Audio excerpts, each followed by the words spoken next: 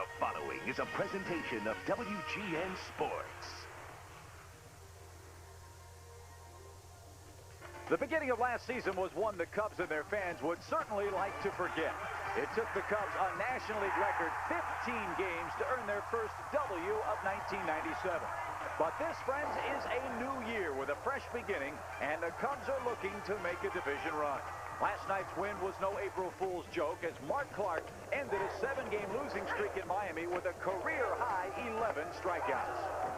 While last year's start was offensive to some, the beginning of this season has been full of offense. Henry Rodriguez got it started on Tuesday, and the bats have stayed red hot. 16 runs, 20 hits in the season's first 2 games, and Kevin Orie, the offensive hero last night. The Cubs would love to bring a winning record home to the friendly confines. They go for it next.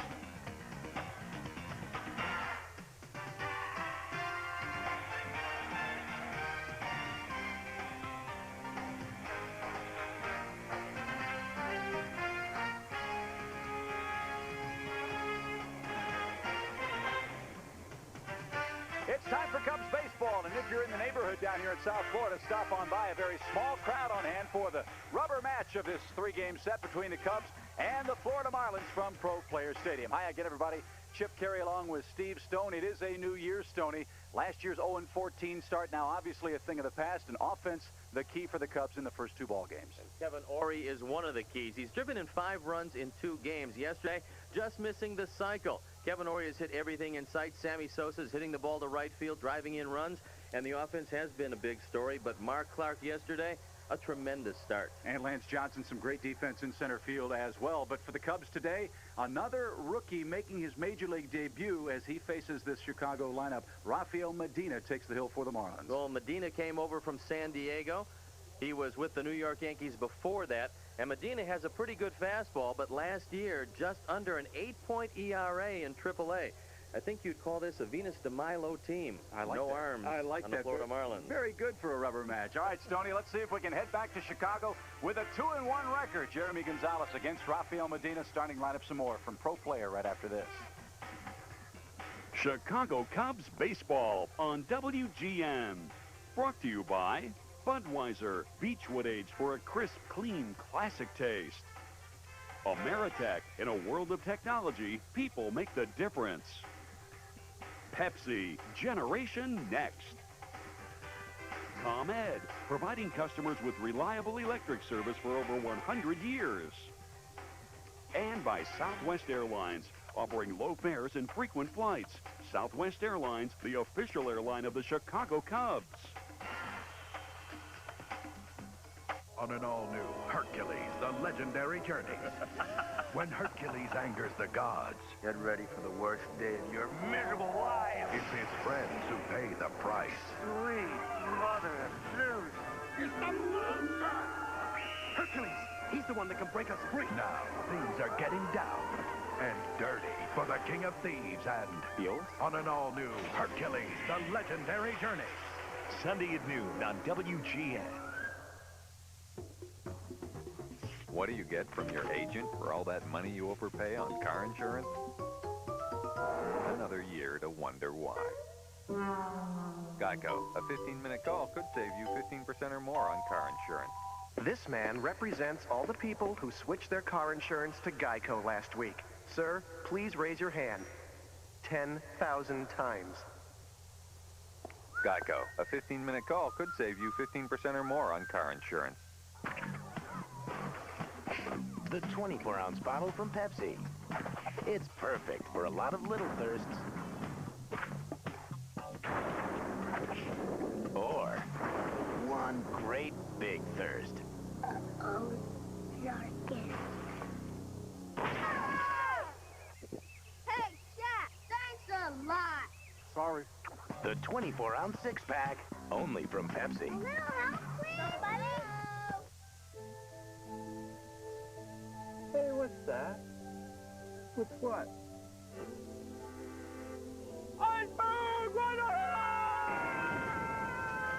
Need a new fishing boat? New fishing gear? Your favorite auto parts store is Gone Fishing. Napa's giving away dive-wall fishing kits with your Zuri lures at every store. And 8 Ranger boats with Evinrude motors. Come on in for the Gone Fishing sweepstakes and sale.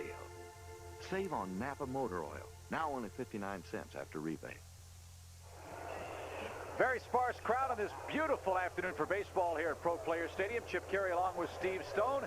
It's game 3 of the 3-game set between the Cubs and the Marlins. Let's take a look at the Cubs batting order brought to you by Pepsi. Lance Johnson leads it off, then Mickey Morandini and Sammy Sosa, who's off to a red-hot start. Mark Grace, the cleanup man today. Henry Rodriguez is in left. Then Jeff Blauser, Kevin Ory, who had a career game last night. Tyler Houston behind the plate gives Scott Service a day off, and Geremi Gonzalez on the mound.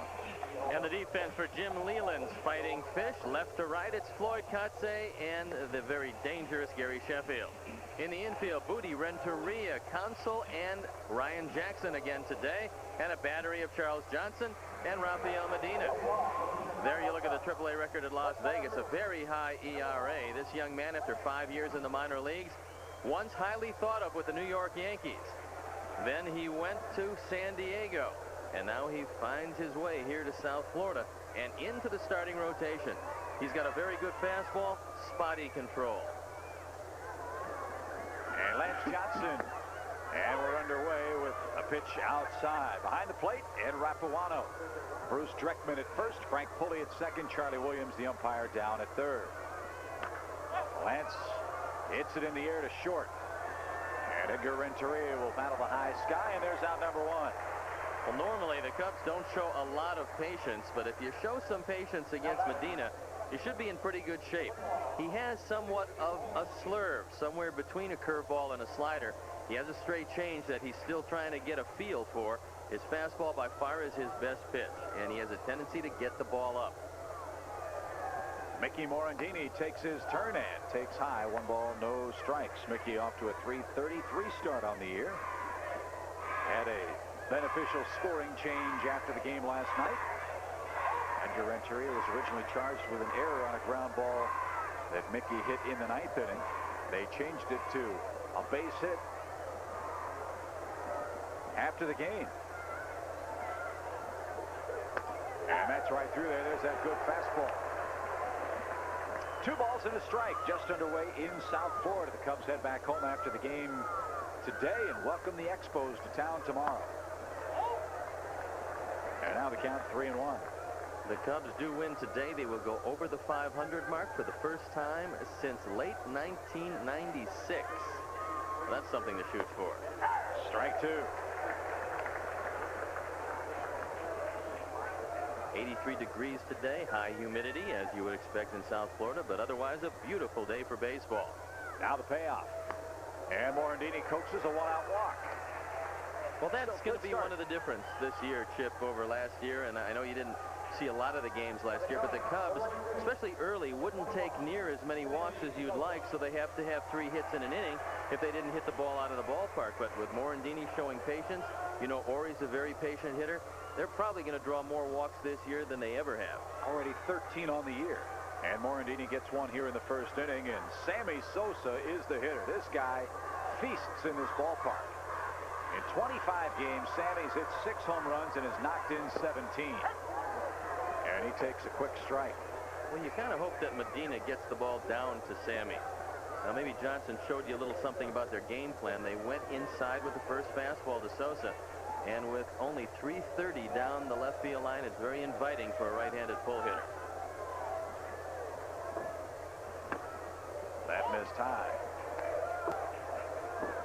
Sammy last night had a couple of hits, knocked in 2 runs, scored 2 runs. And Jim Leland, after winning the opener, experienced some of those growing pains that his young pitchers are going to face once you get past Livan Hernandez. And he had a home run cut and missed it.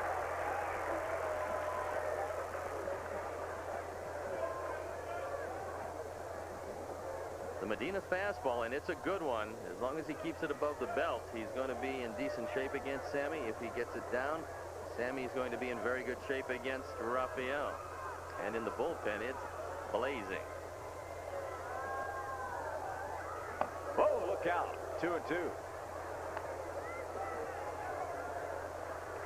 A very bright day.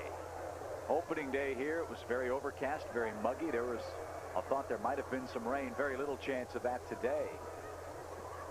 a sun-splashed afternoon in South Florida. Morandini, a good lead from first. Now the 2-2, and he struck him out. Good fastball. Well, they didn't play around with Sammy. You can tell that Charles Johnson said, I think your fastball is good enough to get by him. And that's exactly what he did. He just went Powder River the entire at-bat, and he threw the fastball by Sosa. So it's up to Mark Grace if the Cubs are to continue a trend in the first 2 games of this series, and that's putting some runs on the board in the first inning. Grace, a .250 hitter on the year, and playing with that broken right toe, but playing through the pain here in the opening portions of the season. Mark last night doubled, walked, scored twice, and went 1 for 4 in the season opener.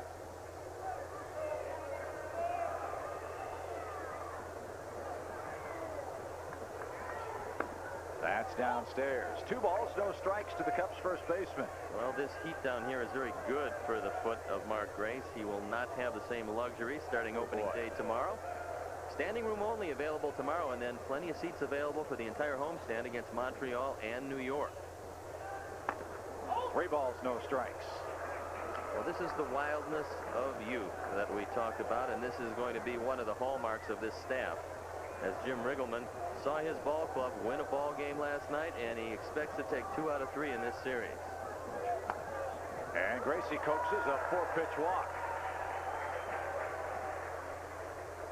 Second of the inning and of the game, and now Henry Rodriguez the batter. Well, let's see if lightning strikes twice. In the opener with 2 outs, after Mark Grace drew a 2-out walk, Rodriguez hit a 3-run homer to right center. Well, this should be a good matchup for Henry because Medina doesn't have a real good breaking ball. In fact, he hasn't thrown one yet. And Henry is an exceptional fastball hitter, especially if you allow him to get his arms out. Last night they stayed inside on him, but mostly left-hand pitchers got inside.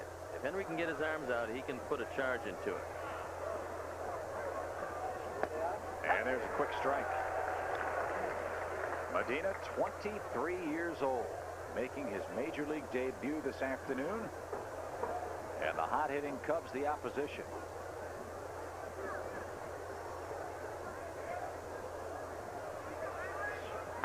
Off speed, missed high and away. I asked Henry if he had any bats left after breaking bats the first 3 times up last night. And you can tell why he does it. You look at the barrel of the bat, Chip, and it's very big, as home run hitters would like to have. And, of course, that makes the handle a little thinner. 1-1. Good cut and fouled it back. Well, their game plan has been very simple against Henry. They stayed away when he hit the home run, and other than that, they've stayed right in on his hands. And the first inning has been very kind to the Cubs here in South Florida. Mark leads from first. Mickey Morandini from second. Now the 1-2 pitch on the way. Got him swinging, and the inning's over. So, unlike the first 2 games of this series, the Marlins finally able to shut out the Cubs in the first. After a half inning, Cubs nothing, Marlins coming up. Frank, I'm thinking about moving to another swamp. Oh, really? I'm just not comfortable living in a swamp where assassination attempts are taking place. Every loon with a vendetta, every snake with a sinus headache frightens me. Hey, snap out of it, Louis. Everybody knows it was you. Oh, Frank, I had no motive. I love Budweiser, and I love the frogs. Oh, yeah, you're good buddies. I forgot. Excuse me, if you would remember last summer, I invited them to that barbecue. Yeah, well, Louis, you wanted to cook them at that barbecue. But at least I invited them. Oh. You wouldn't have invited them at all. A lot of times when something goes wrong with your car, you know it right away. But some parts, like shock absorbers, tend to wear out gradually over time. So gradually that many drivers fail to realize just how worn their shocks have become. So rather than wait till it's painfully obvious that you need new shocks, stop by your nearest AutoZone. Right now, when you buy 3 Gabriel Gas Rider shocks or struts, you get the 4th one free, only at AutoZone. Now you can take yourself out to the ball game and catch plenty of Cubs action on your computer. Visit the Chicago Cubs website at www.cubs.com. It's the Cubs at your fingertips. The site features live broadcasts of Cubs baseball, daily statistics and game notes, player information, online access to tickets, and more. www.cubs.com is your link to the Cubs and is accessible 24 hours a day. Visit the Cubs website today at www.cubs.com. It's the place to be if you're not at Wrigley Field. No score after a half inning. Let's take a look at Jim Leyland's starting lineup for his defending world champion Florida Marlins. Same lineup they've used first two games of the series with Floyd, Renteria, and Jackson, Gary Sheffield, Mark Kotsay, Charles Johnson behind the plate, Craig Counsell, Josh Booty, and Rafael Medina on the mound. And the Pepsi defense for Jim Riggleman. It's Rodriguez, Johnson, and Sosa left to right. Ori, Blauser, Morandini, and Grace in the infield, and the battery of Houston and Gonzalez. Who fires high to Cliff Floyd. 1 ball, no strikes. It was a banner rookie year for Geremi Gonzalez last year. He came up a little bit later, went 11-9, and threw the ball very well, especially early. And a quick strike there, 1-1. He has an outstanding move to first base, and it'll be interesting to watch the first Marlin base runner, especially if he is a base-stealing threat, because Geremi will have a good shot at picking him off. Floyd sends a drive deep down the right field line, but he's pulled it foul deep into the empty orange seats. And a long line strike makes it 1-2. Well, Floyd was such a tremendous prospect coming up with Montreal. Then he shattered his wrist, had a couple of surgeries on it, and now finds his way here to South Florida. And he has a home in the outfield, being a converted first baseman. But he has tremendous speed for a big man. Good fastball, but he missed with it high. 2-2.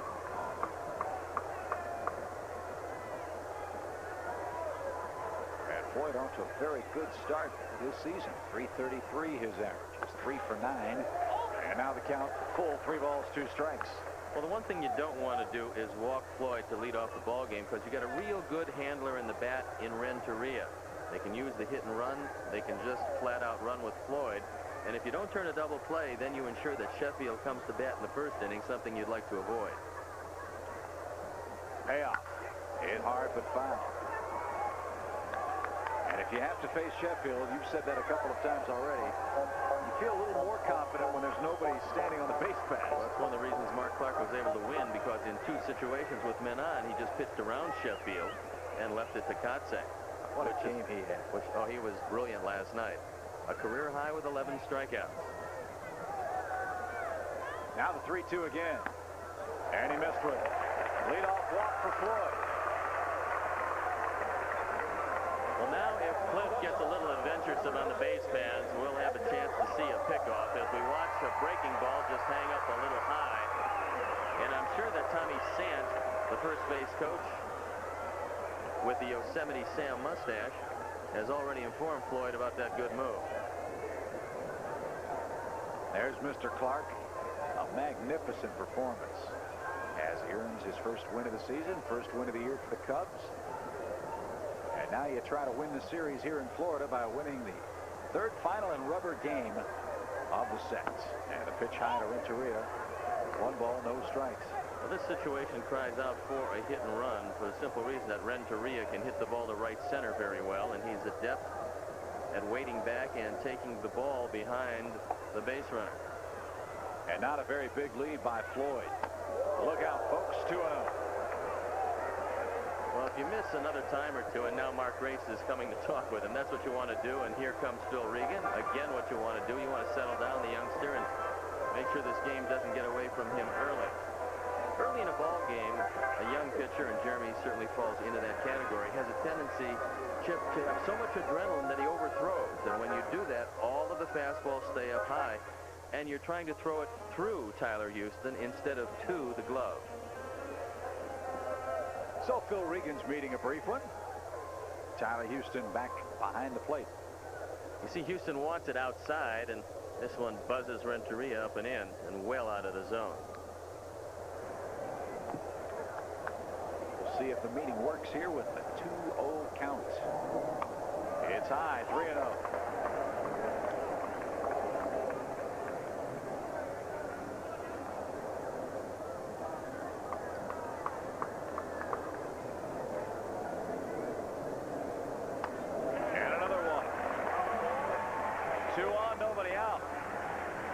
Jackson to the dish. Sheffield 2 on deck. Ryan Jackson is a converted outfielder. He knows that there is no room in the outfield at this point for the Marlins, so they moved him to first base. And he's getting a chance to show what he can do. He had a good opening day, as you can look at that graphic, and then took a seat yesterday in favor of Jim Eisenreich. How about a 4-6-3 double play? That'd be nice. Off the bat of Jackson, and he takes a quick strike. Belts high, 0-1. Well, let's see if Blauser sneaks him back of Floyd at second base, because Gonzalez has as good a move to second as he does to first.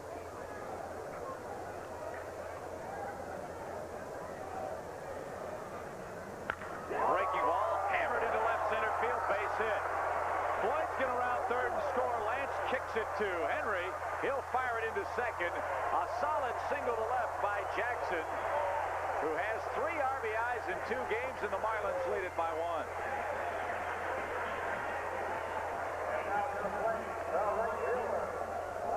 It's an off-speed pitch out away from Jackson. He just rifles it by Blauser, and then Lance comes across and just flips it over to Henry Rodriguez, who gets it in. And the Marlins off to the races here. So as easy as it looked last night for Mark Clark, that's how difficult it looks today for Gonzalez because of the 2 walks. Now they're at the corners for Sheffield with nobody out. And it's inside. 1 ball, no strikes. Sheffield with 3 hits, 4 walks already on the year. And a homer, 3 RBIs. He's also been hit by a pitch. That's how the year started for him last season for the Marlins, too. Nowhere near. 2-0. When you take a look at that big padded area over the left elbow of Gary Sheffield, and when you wear that much padding over your left elbow, that allows you to hang over the plate. You're not worried about anything inside or getting hit in a very vulnerable spot. So not only do you have the glove, but you have the wrist padding and the elbow padding. A la Bagwell and Biggio, the same thing. They hang over the plate, and they're not worried about anything inside. Big cut, and he fouled it off. And as we've seen a couple of times already in the series, if you do try to bust this guy inside, his hands are so quick he can still turn on that inside fastball. Well, if you go inside, you want to go inside off the plate. And this is a good breaking ball. He stays away from Sheffield. Just barely gets a piece of it. And you notice, Chip, the leads are very short at first base, so they've got the scouting report on Gonzalez. First and third, nobody out. Swung on and belts it. Oh, baby, how far is that one going to go?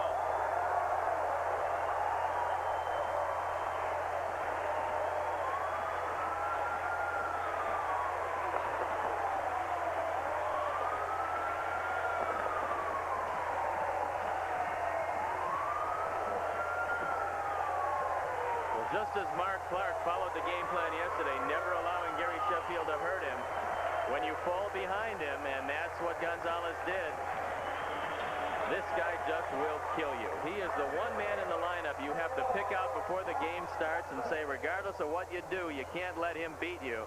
That's his 2nd home run. He's driven in 6. The Cubs haven't given him a lot to swing at, but when he has, he's just scalded the ball. A 4-0 lead here in the first, and still nobody out. Kotze has an extra base hit. Sammy hustles to the corner.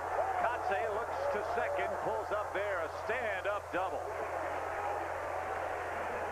Well, I'm looking at the clouds. Is it too early to go into a rain dance? I'm ready at this point. Maybe we can do the old total do-over. Goodness gracious, Gary Sheffield has electrified the small crowd. And now a rocket into right from Mark Kotze. Kotze has been very impressive this entire series. He turns on this one, driving it into the corner. And the bullpen up and going, and it's Amari Telemaco. So Telemaco up early in this ball game. Charles Johnson catching in the day game after the night game, takes a quick strike. There's Kotze, a good-looking young player. Johnson 1 for 9, but that hit a big one in game 1. This time he pops it up near the Marlin dugout. And it's out of play. And he's in a 2-strike hole. 2 walks to Floyd and Renteria. An RBI single from Ryan Jackson to left center. Then Gary Sheffield on a 2-1 pitch crushed it over the Teal monster. And the Cubs trail 4-0. I would say whatever the scouting report on Sheffield, it should change. The 0-2. Downstairs, it pops away from Houston. 1 ball, 2 strikes. Well, looking at last night's game, the first time up, Sheffield almost hit the ball out in center field, and then he drew a couple of walks from Mark Clark, both times with runners on, which was the wise thing to do, and then got the base hit the third time up. But Clark did not allow Sheffield to hurt him. And now Houston and Geremi want to talk it over. Right now, the young man looks like he's a little shell-shocked. This is not the way, sure, he wanted to start the '98 season, considering how successful he was last year. But Gary Sheffield can make waste of a lot of plans. A 390-plus-a-foot home run. Well, they measured at 391. It seemed to go a lot farther than that, however, and there wasn't any doubt about it. That just missed outside to Johnson. 2-2. I think that Geremi Gonzalez wanted that one. He thought he had the corner, but Ed Rapuano had other ideas.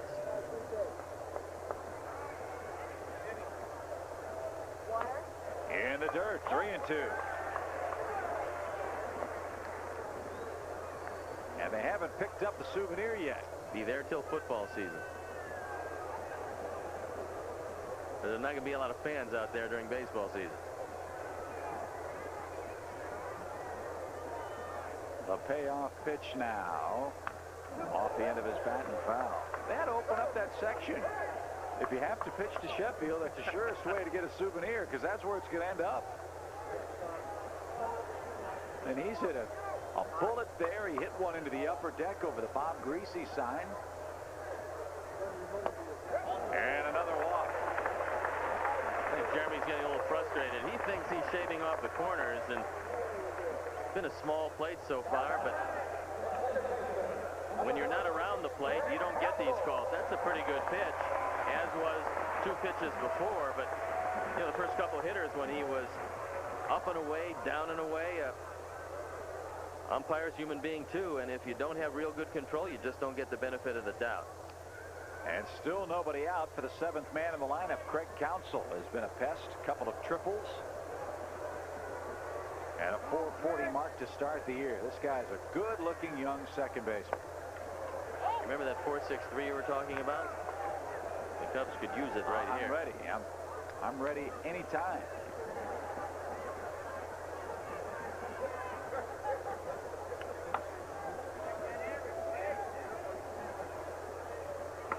Johnson at first, Kotze at second.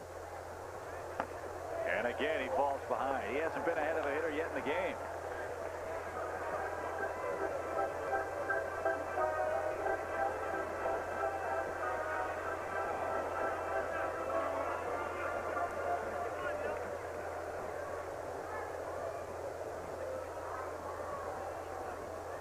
His 27th pitch of the inning sails outside, 3-0. Counsell is the type of hitter who very rarely swings at anything off the plate, so you're going to have to get it close for him to be swinging. Nowhere near. 4 walks in the inning.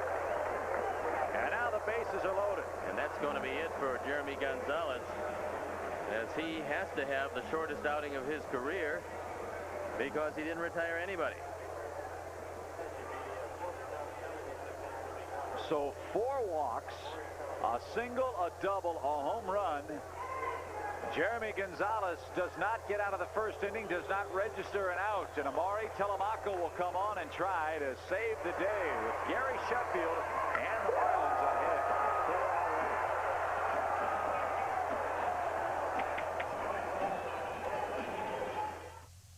An all-new Hercules, the legendary journey. When Hercules angers the gods, Get ready for the worst day of your miserable life. it's his friends who pay the price. Sweet mother of Zeus.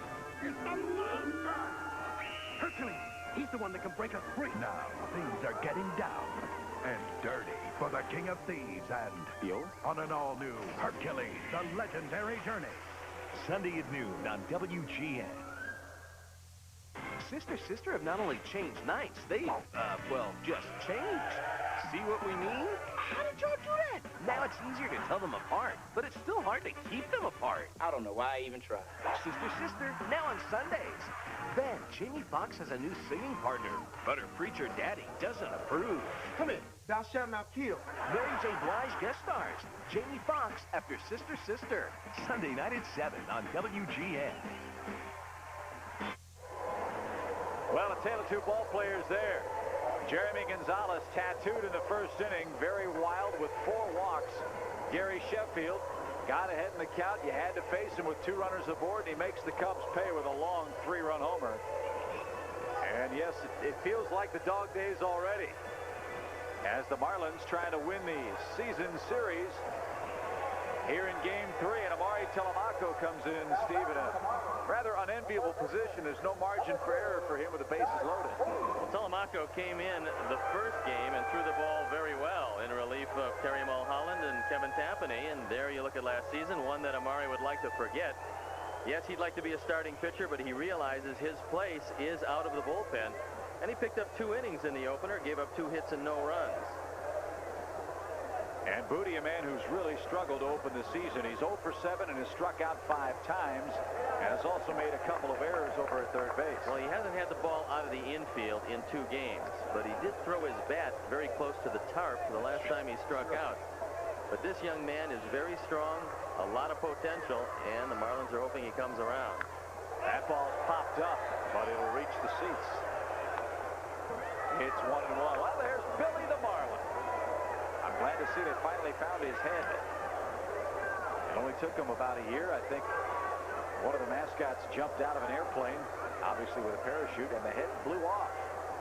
And they had a county-wide search to come up with the billfish head. Fortunately, he had the auxiliary head, so to speak, and that's what he used last year. There's the lovable Marlins mascot. It's a little like Ernie Harris.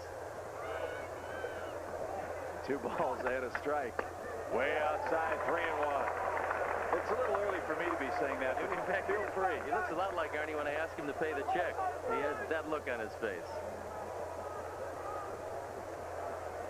3 balls and a strike.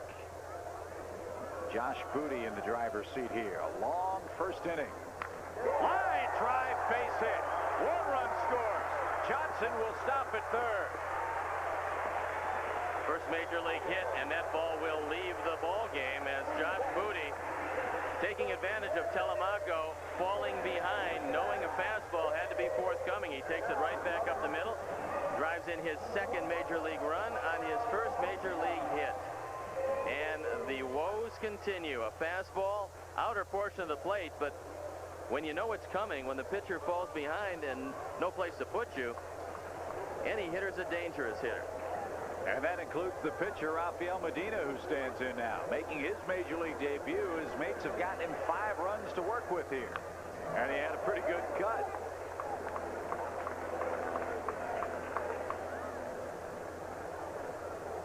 Two walks to start the game. Ryan Jackson singled. Sheffield hits a 3-run homer. Mark Kotze doubles. Then 2 walks from Johnson and Counsell. That chased Gonzalez. And then Josh Booty with a base hit. And now Medina swings and misses. And for the first time, it's an 0-2 count.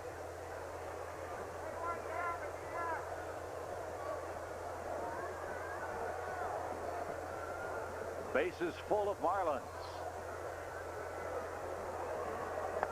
Got it. Medina strikes out, and there's the first out of the inning. One thing, Chip, and I've been around this game for some 30 years, I've always felt it was a bad omen when the leadoff hitter hits twice in the first inning. That's usually not a good sign. And Floyd will stand in. He walked and scored, of course, back in the first. We're still in the first. Just seems like it's back in the first. Man, oh man. 5 runs on 4 hits. And that misses inside. 1 ball, no strikes. We've said a couple of times in this series, this Marlin team certainly decimated because of trades. And the payroll slashing, but still, I think a lot of people may tend to overlook. They do have some pretty good offensive players, Gary Sheffield certainly being one of them.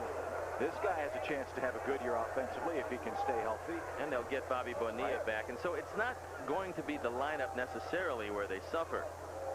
But that pitching staff will give them some problems. 12 pitchers, 8 of them rookies. That makes it tough.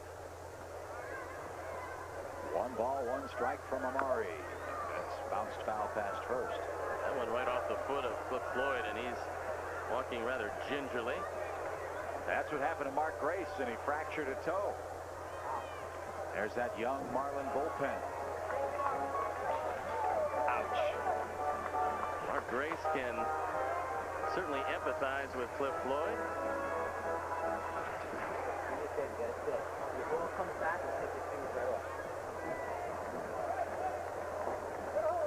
One man out, but 5 Marlins have scored. Florida has batted around here in the first. Busts him inside, but too high and tight, 2-2.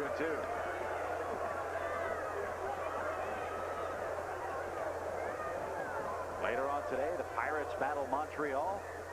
The Dodgers in St. Louis. 2 balls, 2 strikes.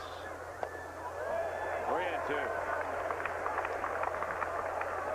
The only man that I've ever seen that's used the hit and run with the bases loaded was Don Zimmer back in 1989. He did it twice with Mark Grace, and both times it worked successfully. You won't see it today from Jim Leland, though. Here comes the payoff. Ball 4. 5 walks in the inning, and the Marlins get their 6th run. Johnson scores. Counsell to third. Booty to second, and the merry-go-round continues.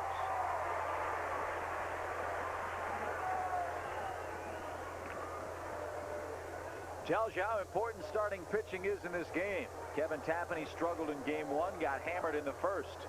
Mark Clark was brilliant yesterday. Today, Geremi Gonzalez couldn't record an out before being lifted. And the Cubs pitchers have fallen behind virtually every hitter in this inning. Which continues with Edgar Renteria.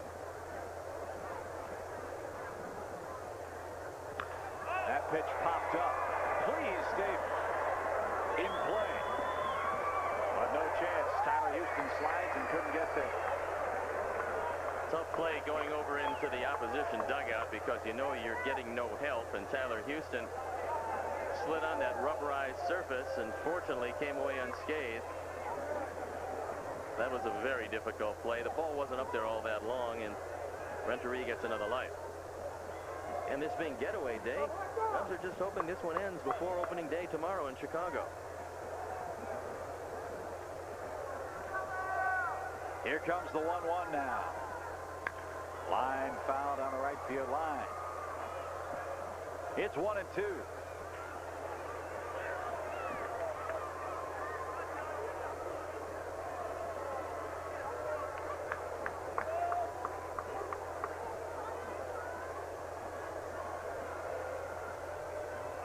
Small crowd here in Miami liking what they've seen so far. Double play ball to third.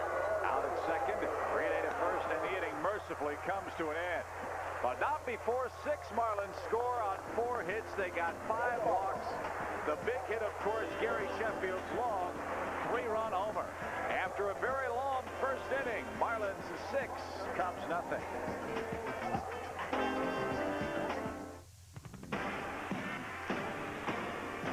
With all this action, you can't possibly catch all the hits, jams, shots, and slams. But we catch it all. Instant replay, Sunday at 9:40 on WGN. Another breakthrough from the 1 Hour Labs of LensCrafters. New Invisibles anti-reflective lenses from LensCrafters reduce glare, so you can see better while driving at night. New Invisibles, only at LensCrafters. Made in about an hour. Hey, what's that? What's what? Iceberg! Right ahead! Need a new fishing boat? New fishing gear? Your favorite auto parts store's gone fishing. Napa's giving away die-wall fishing kits with your Zuri lures at every store. And 8 Ranger boats with Evinrude motors. Come on in for that gone fishing sweepstakes and sale. Save on Napa motor oil. Now only 59 cents after rebate. Budner, get these tax documents to our clients fast, but watch our costs. FedEx can deliver it in 2 days for up to $11. UPS can deliver it in 2 days for up to $11. Priority Mail can deliver it in 2 to 3 days for $3. Smart move, Budner. So, 11, 11, 3, what's your priority? Priority Mail from the U.S. Postal Service. Long way to go in this one, but the Marlins, as they did in Game 1, put 6 on the board in the first inning.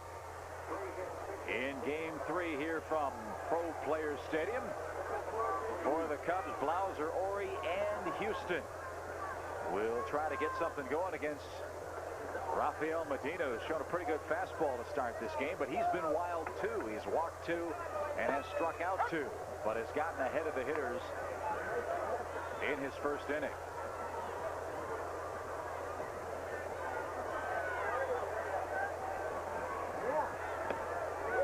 Deceptive pitch there, and Blauser missed it. Well, that's that slurve we were talking about. He didn't use it in the first inning, just trying to get his control, but this was a pretty good one to Blauser. And Jeff rifles the 0-2 pitch into center field, so a mistake by Medina. And this Cub team's come charging back a couple of times already in this series. Remember, down 6-3 after 1. They cut it to 6-5 in Game 1 before Charles Johnson took him out. And then after losing Game 1, scored 2 quick runs in Game 2 to give Mark Clark a cushion. And Blauser leads off the second inning. Maybe that'll start a Cubs rally to get some of these runs back. Rafael has a brother, Ricardo, who plays in the Cubs organization. Well, here's Kevin Ori. What a hitting night he had last night. Fell 1 triple shy of his first major league cycle. I asked him before the game, do you ever hit for the cycle? Not up here. I did it in Little League. Well, heck, I did it in Little League, Kevin. But what a night he had. Home run, 4 RBIs.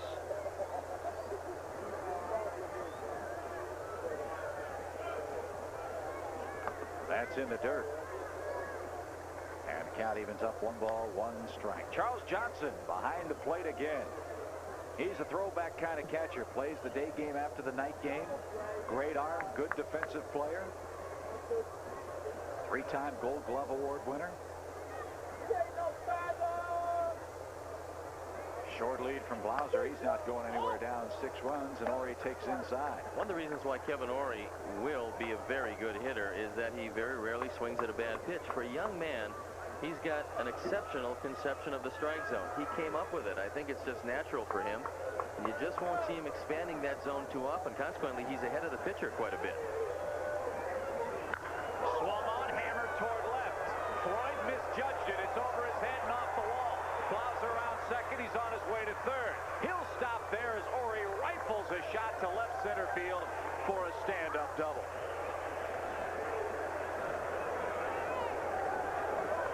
Kevin Ori, probably one of the few Cubs that does not want to leave South Florida because he's hitting everybody in sight here. Watch it again.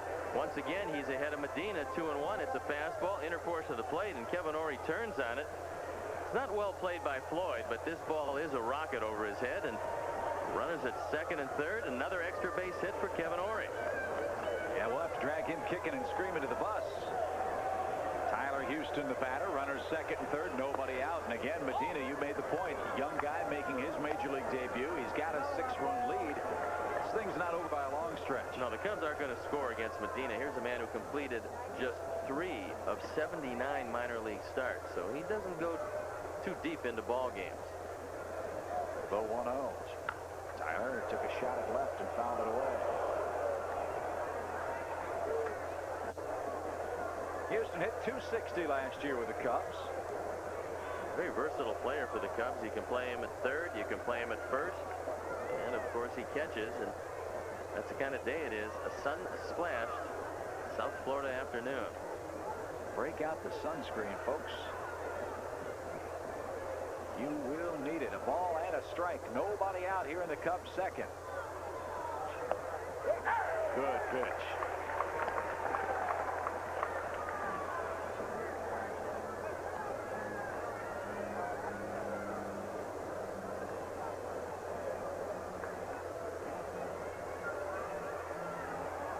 Kevin Ory at second. Jeff Blauser at third.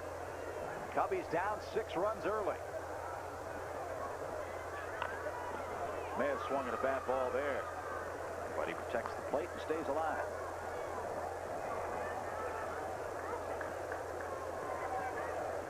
Well, you feel like if you get a couple of runs here, you get your confidence right back. The momentum maybe swings back in favor of the Cubs. And once again, it'll all be up to Mari Telemaco to hold the Marlins right there. The 1-2. Bouncing ball up the middle. Renteria will handle. A run will score. And Houston grounds out, picks up the RBI, his first of the year as Blauser comes home. Kevin Ory scampers over to third. It's now a 6-1 game.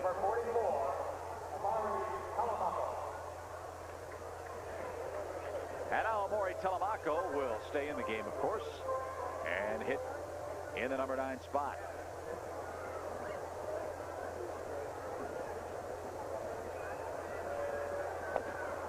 And he takes low, 1 ball, no strikes. Maury real excited. He's going to be a Papa soon.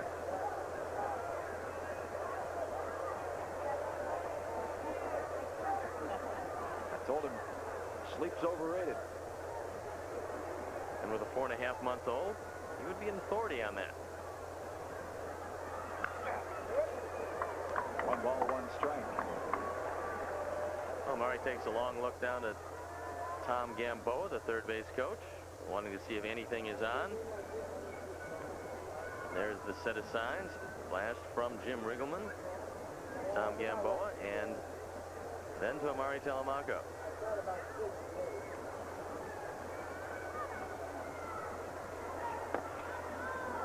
That sweeps way outside.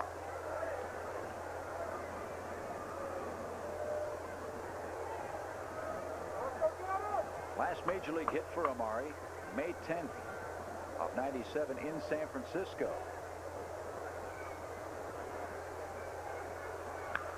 Foul back our way. Pretty good cut from the pitcher. And it's 2-2. Why can't pitchers hit?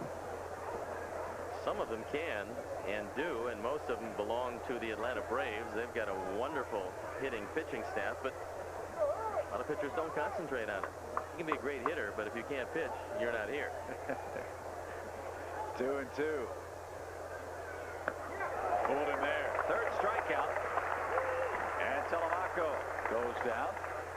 Now there are 2 outs. Ory stays at third, and Lance Johnson, the Cubs leadoff man, will stand in with 2 down. Cubs have done a great job of hitting with 2 outs so far on the year. A 2-out hit here would make it a 6-2 game.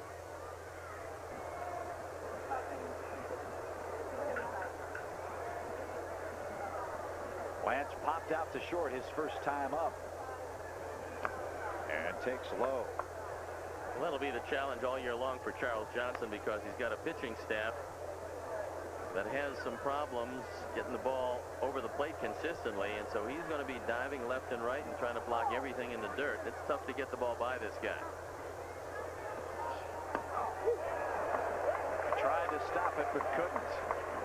That was the best straight change that Medina has thrown, and it was a dandy. He had Lance swinging at the motion. You see how quickly Lance was out there, and when he realized it was a changeup, tried to check his swing to no avail. Kevin Ory, the potential second run, standing at third. The 1-1. He tries to butt his way on, fouled it back. And now a count of 1-2.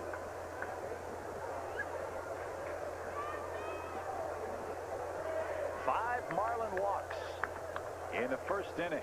Billy, turn this way. 4 of them scored. Make that 3 of them scored. And Gary Sheffield a 3-run homer.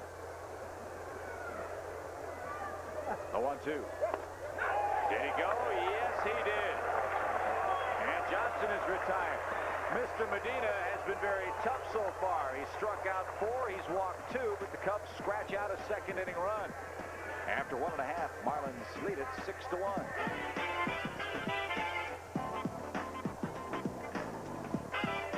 Daddy, come on, Mom, sing me a song. Can I? A single career gal for step kids who need me. A hot burning hunk. Now, Kelly, don't tease me. Girl, it's kissy. Don't think it's boring. These are just some of the things we adore. We'll be carefree. It's therapy. Hey, I gotta pee. Since we live together, we're going to be a dysfunctional family. Premiering Monday, April 20th at 8 on WGN. Frank, I'm thinking about moving to another swamp. Oh, really? I'm just not comfortable living in a swamp where assassination attempts are taking place. Every loon with a vendetta, every snake with a sinus headache frightens me. Hey, snap out of it, Louis. Everybody knows it was you. Oh, Frank, I had no motive. I love Budweiser, and I love the frogs. Oh, yeah, you're good buddies. I forgot. Excuse me, if you would remember last summer, I invited them to that barbecue. Yeah, well, Louis, you wanted to cook them at that barbecue. But at least I invited them. Oh. You wouldn't have invited them at all. With AT&T One Rate, it costs $2.40 to make a 16-minute call from Miami to Chicago. With the 10321, it's $4.47. With One Rate, it costs $1.20 to make an 8-minute call from Boston to Dallas. With 10321, it's $2.23. Surprised? Don't be. Most calls from home cost less with One Rate, without dialing any extra digits. Now, what state would you rather be in? If you don't have One Rate, get it today. Beautiful afternoon for baseball. Mid-80-degree temperatures, high humidity here at Pro Players Stadium. It's a 6-1 ball game as we head to the home half of the second inning, and Ryan Jackson, the batter. This kid's had quite a major league debut. An RBI single, his first at bat in tonight's game. And Jackson in the opener ripped an RBI single in his first major league at bat. That was in game 1. Telemaco quickly ahead 0-2. Well, Jackson, somewhat of a surprise making this ball club, but looking at his numbers from last year, 26 home runs, 98 driven in, and a .312 batting average at Portland. So he showed last year he could hit. Chopper toward first. Bad hop with Mark Grace. Flips to the pitcher. Good play at both ends. And the leadoff man retired for the Marlins. Well, here's the situation you like. If you have to face Gary Sheffield, very different than the one we saw in the first inning. That's opening night as Gary Sheffield in the first inning against Kevin Tapani. It's a 3-run bomb, and he follows it up today. Likewise, a 3-run bomb. That ball's flat, the one he hit. Second home run, 6 RBIs on the year already for Gary Sheffield. 1-0 the count. Problem with Sheffield, if you're a pitcher, is that this guy doesn't swing at any bad pitches. He's always ahead of you, and then when you come in with anything, he crushes it. Like that. Hammered toward left. But Henry's got to play. Ballpark just big enough.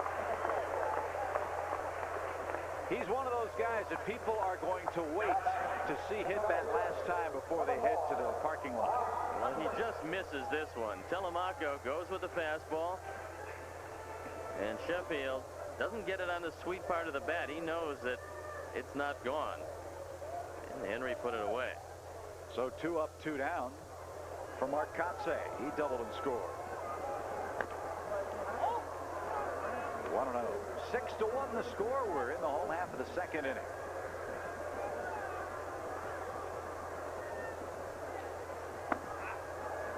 It's 2-0. Big day tomorrow. It's opening day in Wrigley. We'll have to bundle up, we understand. It should be chilly at friendly confines. But hopefully a warm reception for the Cubs. Be great if they could come back from a 6-run deficit in today's game. The Cubs will be facing yet another pitcher making his major league debut, Javier Vasquez against Steve Traxel. And Vasquez is supposed to have just outstanding stuff. 2 balls, 2 strikes to the Marlins center fielder. and it's fouled away. I was talking with a few of the scouts before the game today, and they said that Vasquez was one of the most impressive pitchers in the Grapefruit League this spring. And that's high praise. There's a few teams down there, and a lot of guys throw the ball well.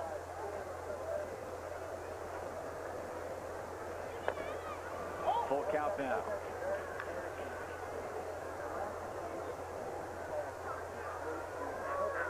Marlins with 14 rookies on their team.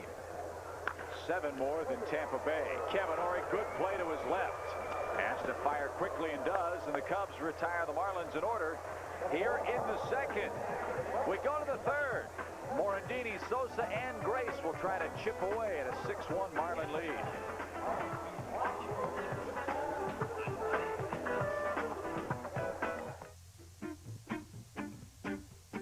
This is my life. I have 5 kids. Maggie, Katie, Molly, Aaron, and Ryan. I want to be a lawyer, but there aren't any law schools where I live. So twice a week, after I get the kids off to school, I go to law school in another state. Southwest has lots of flights, so I get back in time to tuck my kids into bed. A for ingenuity. My kids take the bus to school. I take the plane. You are now free to move about the country. A participating advertiser for Chicago Cubs baseball on WGN is the Discover Card. Discover Card, the card that pays you back with a cashback bonus award. If recent rains have you concerned, if you think your old roof may need replacing, call this 800 number and schedule a free in-home estimate from America's #1 roofing contractor, Sears. Now through Sunday, you can take advantage of 25% off when we install selected 25-year shingles. We'll remove your old shingles, do all the prep work, and leave you with more than a roof, a beautiful new roofing system. Call for your free estimate right now. We can even arrange for monthly payments as low as $96. If you don't know roofs, then get peace of mind by knowing your roofer. Sears. Satisfaction guaranteed or your money back. Hurry, this offer ends Sunday. 25% off selected shingles and payments as low as $96 a month. For installed roofing, gutters, doors, and fencing, call this 800 number right now. Improving your life by improving your home. Things are getting down and dirty on an all-new Hercules. Sunday at noon on WGN. Mickey Morandini takes the ball as he leads off the Cubs' third. The 2, 3, 4 spots due up in the order. Bouncing ball to first. Good play by Ryan Jackson, who'll flip to the pitcher. 1 out here in inning number 3. Cubs fans, make sure you get your magnet schedule this opening day weekend. When the Expos come to town, they'll be given away to the first 20,000 adults on April 3rd, 4th, and 5th. For Cubs tickets, stop by the Wrigley Field box office, Ticketmaster, or call 312-831-CUBS. Again, as Steve has said a couple of times, standing room only tomorrow. Good seats available for the rest of that Montreal series. Here's Sammy Sosa. A strikeout victim his first time up. And he takes low and away. Jeff Pentland, the hitting instructor, has been working with Sammy on trying to drive the ball to right field when the pitchers stay away. He said if you do that, then eventually they're going to get tired of it and they're going to come in, and that's when you have them where you want them. And there's a very good hitting instructor. Jeff Pentland used to be the Marlin hitting instructor, but when Jim Leland took over, of course, Milt May was his hitting coach with Pittsburgh, and then Pentland went to the Mets, where the Cubs got him, and he's turned out to be a good one. Oh, he chased the bat ball there. That was up in his eyes.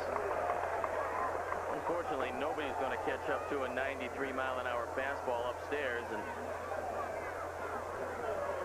that one was well out of the zone. 4 strikeouts already for Mr. Medina. He's got Sosa set up for number 5, perhaps. 1 and 2, the count to Sammy.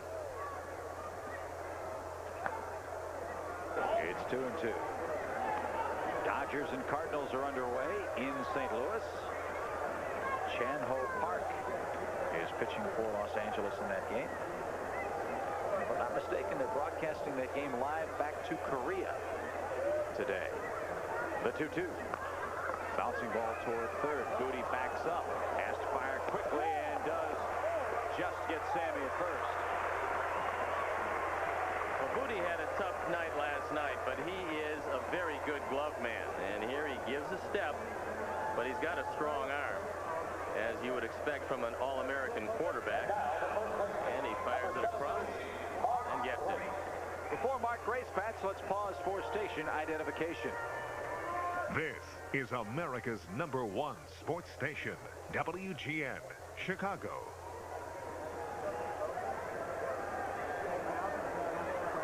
Chip Caray, Steve Stone from Miami. 5 straight Cubs have been retired as Grace bats with 2 outs in the 3rd.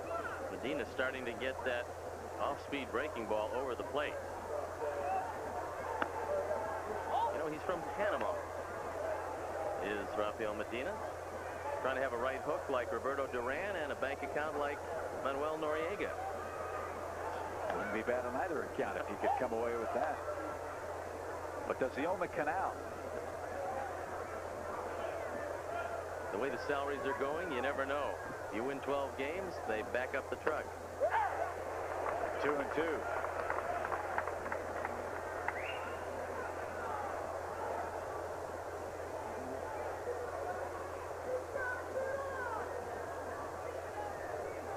Mark Grace walked his first time up.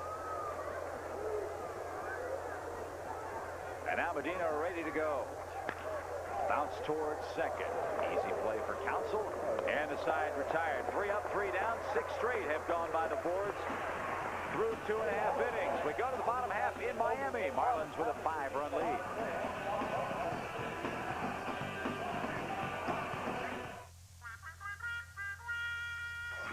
Budner, get these tax documents to our clients fast, but watch our costs. FedEx can deliver it in 2 days for up to $11. UPS can deliver it in 2 days for up to $11. Priority Mail can deliver it in 2 to 3 days for $3. Smart move, Budner. So, 11-11-3, what's your priority? Priority mail from the U.S. Postal Service. Well, there was one year where I almost lost the entire backyard to crabgrass, and I vowed that would never happen again.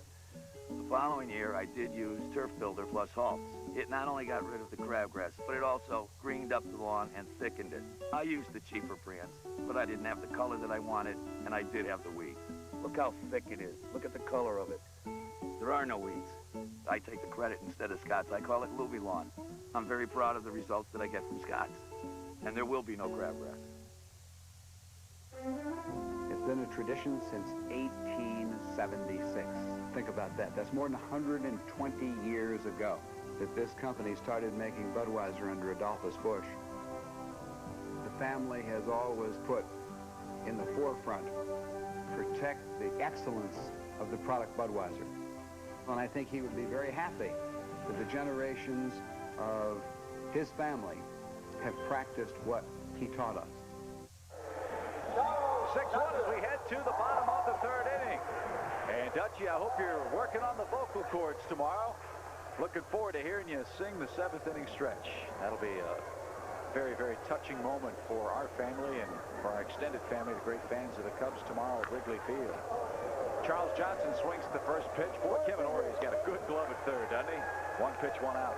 Well, he came in aggressively, and he smothered the hop. And that's called playing the ball instead of letting the ball play you. And Ory does it real well.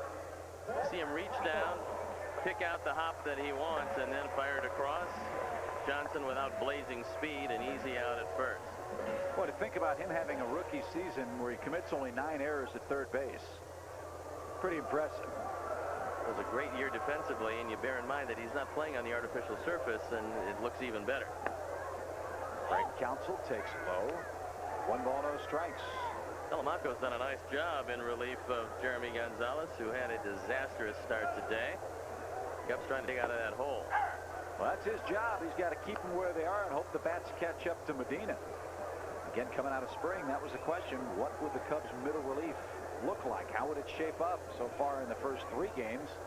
So far, so very good. Good breaking ball there has Counsell behind 1 and 2.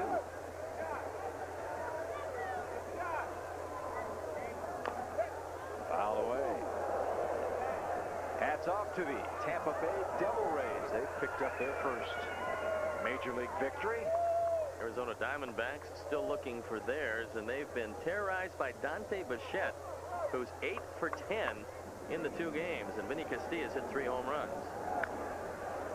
And tonight, they have Pedro Estacio to worry about. Brian Anderson on the mound for the Diamondbacks. That was the battery last night, or the night before, and Scott Service playing 2 straight games, getting the day off, and Kevin Tapani going to regroup after that first start. He'll come back a lot better next time. Council, a good fight here. Elsewhere, the Giants battle Houston tonight. Both teams 1-1. The Mets and Phillies resume hostilities. They had a 14-inning opener. Had an off day yesterday. Play tonight in New York. Milwaukee is in Atlanta. Tom Glavine for the Braves against Scott Carl. Francisco Cordova was awfully tough last night. #1 pitcher of the Pittsburgh Pirates. And a trio of other pitchers shut down Montreal 4-zip. Pittsburgh Pirates have some very good young arms. That's the strength of that ball club. Again, the 1-2 to the Marlins second baseman. Broken bat blooper, and Jeff Blauser puts it away. So Telemaco's retired 6 in a row. And Council sawed off on that pitch. And with 2 down, nobody aboard, Josh Booty, the third baseman of the Marlins, will be the batter. You'd think, Steve, this guy who got his first RBI and to hit his last time up, you'd think he'd be a little more relaxed up there, knowing that Bobby Bonilla is coming back and he's going to be the everyday third baseman down at AAA. Well, he's under no illusions that he's going to win the job. He realizes he's just keeping the spot warm until Bonilla comes back. That will be after the road trip. And all Booty needs is some AAA at-bats under his belt. Jim Leyland thinks very highly of this young man. I would give him the 3-0 green light, even though he's a rookie. Got the pitcher up next. You got nothing to lose if Telemaco gets careless with a fastball. 3-1. Booty with RBI today, has 2 of them on the year. A base hit in that long first inning in which the Marlins sent 11 men to the plate. And Amari's battle back to run it full now, 3-2. Well, if Amari throws any kind of breaking ball, he's going to fan Booty. Again, you don't have much to lose with pitcher coming up next. This guy can hit a fastball as far as Gary Sheffield, but the breaking ball mystifies him. He walked him high.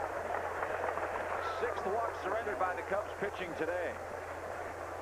Well, this list of Kurt Abbott, Moisés Alou, Alex Arias, Kevin Brown, Jeff Conine, Dennis Cook, Darren Dalton, Kurt Miller, Bob Natal, Rob Nen, Tony Saunders, John Wayner, Devon White, and Ed Bosberg, all gone from last year's team. 16 new Marlins, 14 rookies. And 2 more may be going, and John Cangelosi and Jim Eisenreich. They'd like to move them. Well, the thing with Eisenreich is he's making $1.4 million, and that makes it pretty difficult at his age to move him this early in the season. So they're thinking about a contender a little later on who might want a man who can swing the bat very well, and Eisenreich has always been able to do that.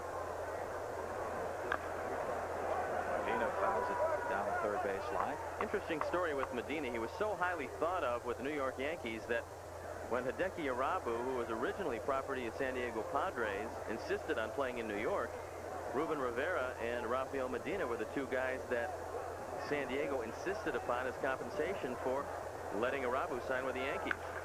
He hits that ball down the right field line. That's trouble if it's fair. He missed extra bases by a couple of feet.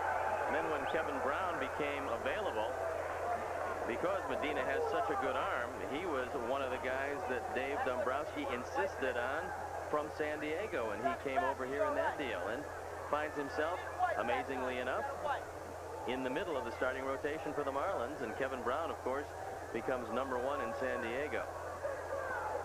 And #1 on a pretty good pitching staff. 1-2. And the inning is over. Hats off to Amari Telemaco, folks. He is doing his job. He shut him down through 3 innings. But the damage done in the first. On to the 4th we go. It is still 6-1 Marlins.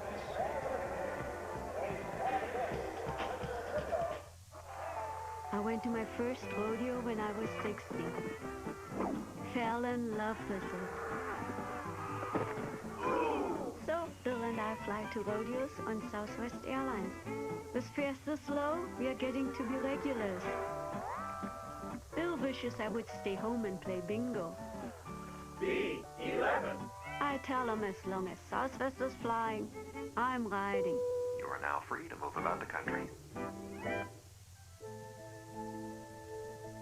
Hey, what's that? What's what?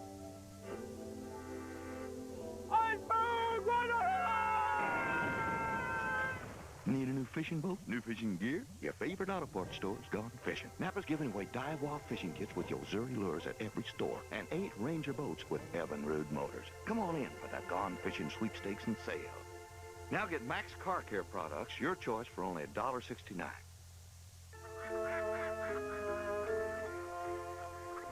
It's amazing what some people will do to save a little money. What a piece of work.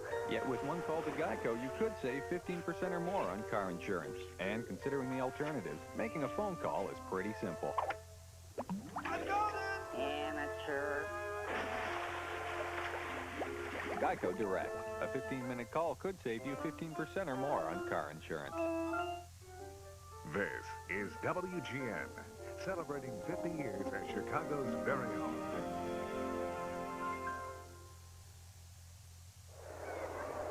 6-1 our score after 3. It's O. Henry time. Henry Rodriguez is set to lead it off. He struck out swinging to end the first. Nothing like the old picnic area here at Pro Players Stadium. Rafael Medina goes to work and delivers low and away. Come on, move it, move it.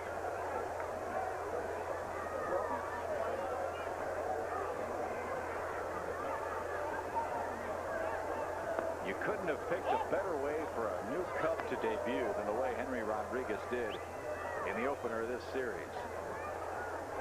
He and Sammy Sosa expected to provide so much sock in that part of the order.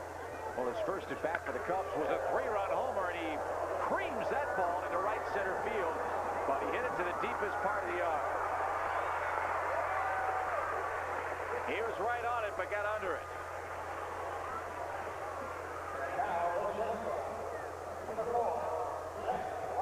Henry knew he just got under this one. And that's a long way to hit it in this park. Just as easy as it is for the right-hand hitters, that's how tough it is for the left-hand hitters to leave the ballpark. So 7 in a row retired now for Jeff Blauser, who takes high and tight. Jeff a single and scored on a Tyler Houston ground out. That's the only Cub run on the day.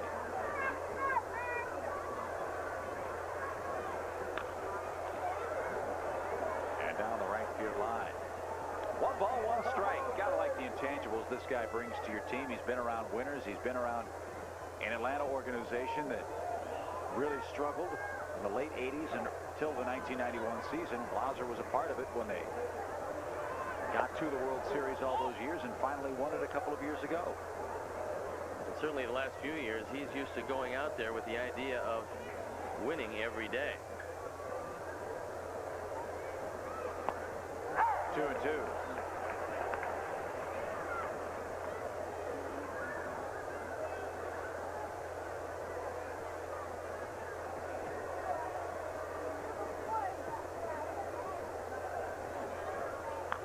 Off his fists and out of play.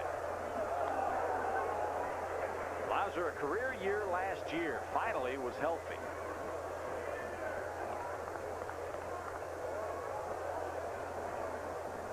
Always talking about hitting and what the pitcher is trying to do to you. Jeff lays off the breaking ball. And that's Henry talking with Sandy Martinez, both left-hand hitters. Tamari Telemaco has done a fine job in his 3 innings of work. 3 balls, 2 strikes with the red-hot Kevin Ory waiting next. Jeff pops a foul out of play. Jeff, a National League All-Star last year. Led everyday big league shortstops in batting average. Led National League shortstops in homers and RBIs. A great year for the Atlanta team. Hit .308, second time he'd been over 300 in his big league career. And 17 home runs, 70 batted in. And he draws the walk.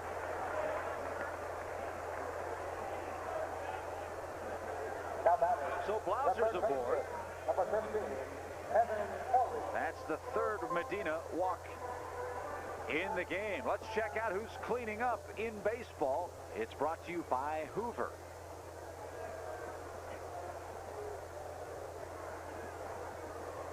Kevin Ory already with 5 runs batted in. Gary Sheffield with 6. His have come via 2 long home runs. And Kevin takes a quick strike. I'd say he's ahead of the pace. Well ahead of not only the RBI pace, but he didn't hit his first home run till June 11th of last year. And he has a towering home run here at Pro Player Stadium. 0-2.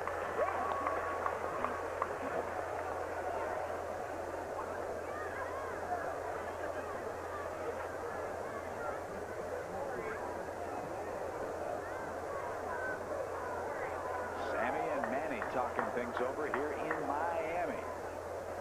The 2-strike offering. He laid off. Cardinals lead the Dodgers 1-0 in the second. Montreal has scored against the Pirates 1-0 in the third. The rest of the National League action is tonight. Short lead by Blauser, and the breaking ball way high. Well, you would think after missing with a couple of breaking balls that Kevin would see a fastball here from Medina. The last fastball he saw, he hit it high off the wall.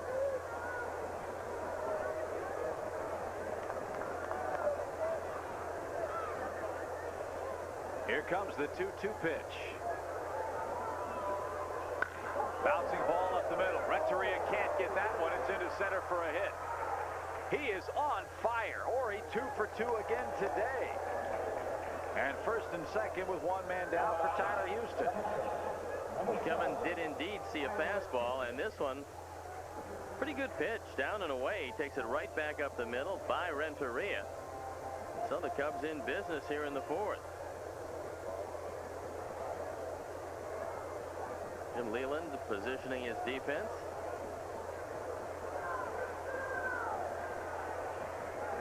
He wanted Ryan Jackson to move a little bit further back at first base in back of Ory. Tyler Houston takes high and away. And one of the things you've got to be very careful of is the great throwing arm of Johnson, and many times he'll go behind the left-hand hitter and try to pick the man off at first base. 1-0. Houston pops it up, foul and out of play. Maury Telemaco's in the on-deck circle. I assume they're going to take him down if this inning is still alive. You got Ben Van Ryn thrown in the bullpen, and you would assume 5 runs down, even though it's the 4th inning, that they got a good performance out of Telemaco, and it's time to go to the bench. The change misses low. And now Tyler's ahead in the count. 2 balls and a strike. Houston, of course, a former first-round draft pick of the Atlanta Braves organization. Picked up his first RBI of the year. His last time up. 2 on, 1 out. Slapped foul and out of play. We're in the fourth. The Marlins jumped on the Cubs with 6 in the first. Geremi Gonzalez started the game. Issued 4 walks, 3 hits. One of them a 3-run homer by Gary Sheffield, but didn't record an out. And now the Cubs try to battle back in the final game of the series.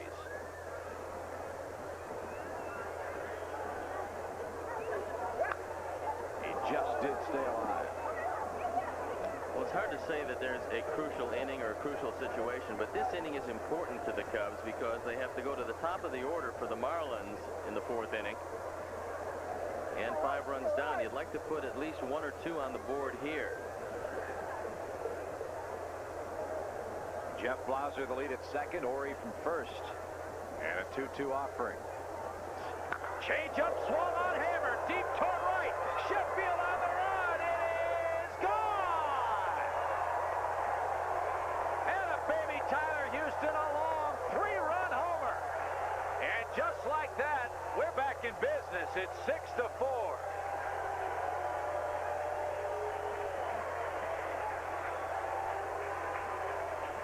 All 4 runs courtesy of Tyler Houston. The only doubt about that was, would it stay fair? It was a towering fly ball. It was a hanging breaking ball, and Medina sees the Cubs come right back, and the reaction of Tyler Houston when he knows was going to stay fair. Yeah, big blow from Houston, 6-4. We're still in the 4th, and now the other advantage, the way Telemaco's pitching, you can afford to leave him in the game now. You don't have to go to your pen now. You're down just 2 runs. And he sends a drive into left center field, but Katse has a play. 2 down.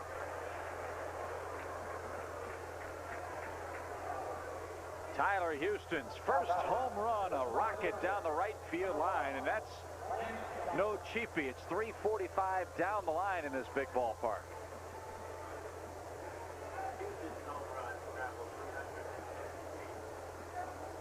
And he had just enough windage on at 350 feet, the estimated distance.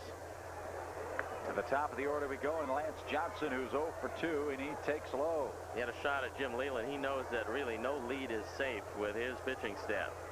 And that's the kind of year it's going to be for him. Outside from Lance. It's 2-2. 2-0, excuse me. A little different this year. You're not sending Kevin Brown and Alex Fernandez and Al Leiter, Tony Saunders to the mound. It's a bunch of very young pitchers. 3 balls, no strikes. And more in all of professional sports, not just baseball, youngsters are cutting their teeth at the big league level. Medina, one of them.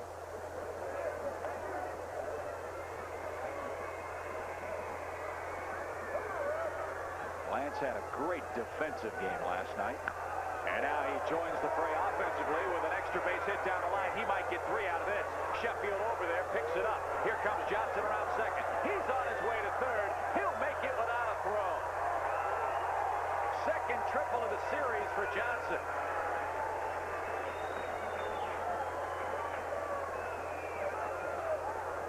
Lance is the king of triples, and when he took it down the line, he had 3 bases in mind when he left the batter's box. This one rifled down the line, and Lance Johnson off to the races.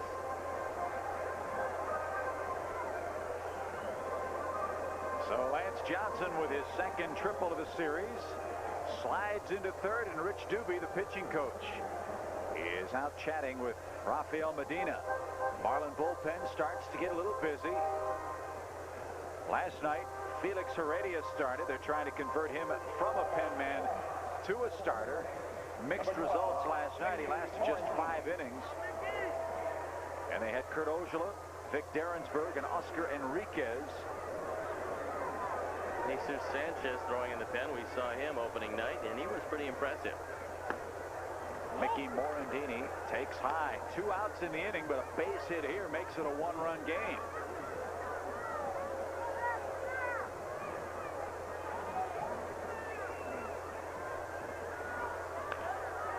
And there it is. 6-5. Morandini comes through with 2 outs. He's trying for 2. Sheffield's throw right on the money. The run does score, though. Morandini never stopped when he got to first. Made Sheffield make a perfect throw. He did make it. And now, wait a minute. Are they waving off the run? Or are they saying he's safe? Yeah, they're saying he dropped the ball, so Morandini is safe. The Marlins already into their dugout. How about that? I don't think I've ever seen that call. Jim Leland out there to talk it over. And it's Bruce Dreckman and Frank Pulley. And he's saying, how can you see it if the man at second couldn't see it?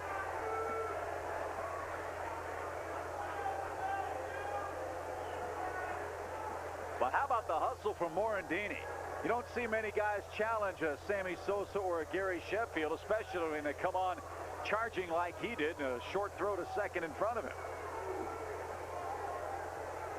Well, he did challenge him, but he would have been out had the ball been held, and apparently Bruce Dreckman said it wasn't. And Jim Leland, not a very happy man right now.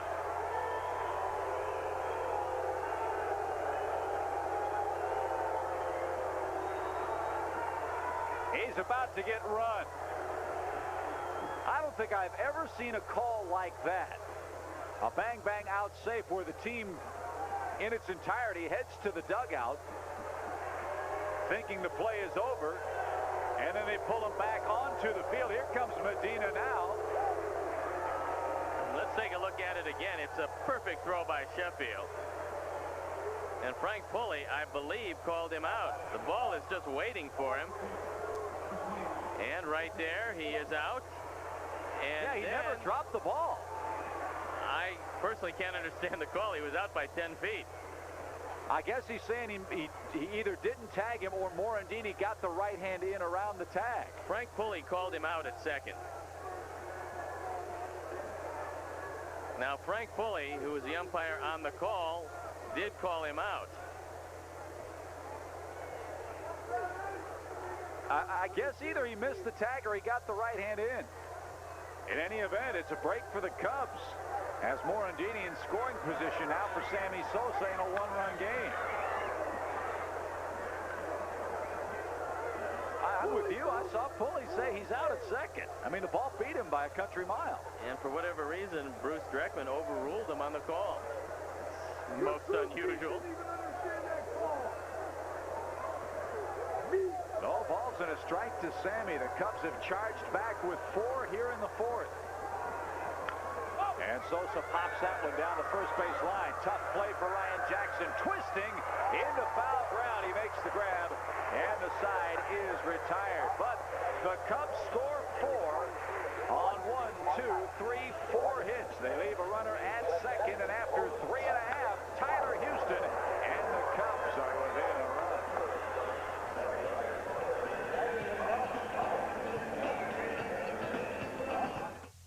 Unhappily, Tiffany's doing everything she can to hide an older boyfriend. I may be home late, so don't wait up and don't look out the window. But wait till her parents find out he's famous. Photo op. It's the perfect picture of embarrassment for Tiffany. Then, on All Right Already, Renee's dating the ultimate nice guy. But is he too good to be true? He finds time to make pancakes for the homeless. Usually your boyfriends are the ones eating those pancakes. All Right Already after an athlete. Sunday night at 8 on WGN. It's an all-out war on the next adventures of Data. Sunday at 12:30 on WGN. A lot of times when something goes wrong with your car, you know it right away. But some parts, like shock absorbers, tend to wear out gradually over time. So gradually that many drivers fail to realize just how worn their shocks have become.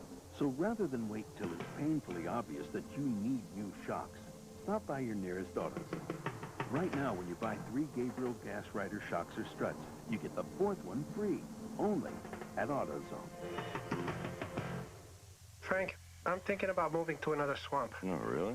I'm just not comfortable living in a swamp where assassination attempts are taking place. Every loon with a vendetta, every snake with a sinus headache frightens me. Hey, snap out of it, Louis. Everybody knows it was you. Oh, Frank, I had no motive. I love Budweiser, and I love the frogs. Oh, yeah, you're good buddies. I forgot. Excuse me, if you would remember last summer, I invited them to that barbecue. Yeah, well, Louis, you wanted to cook them at that barbecue. But at least I invited them. Oh. You wouldn't have invited them at all. It's a 6-5 game as we head to the bottom of the 4th inning in the top of the Marlin order. Floyd, Renteria, and Jackson. Stoney, what happened on this play? Well, you can see it's interference right there, and they're saying that Ryan Jackson interfered with the path to second, and that's why Bruce Dreckman overruled Pulley. He was indeed out at second. Bruce Dreckman, the first base umpire, said that Jackson impeded the progress of Morandini called interference and awarded him second base. And the Cubs now within a run, and Amari Telemaco has just been dazzling so far in his 4 innings of work.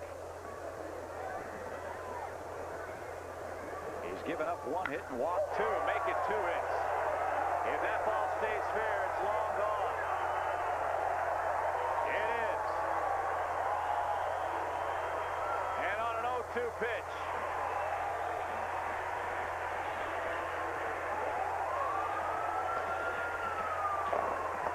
Second home run of the day for the Marlins. Second home run of the year for Floyd. That ball just carried out toward right.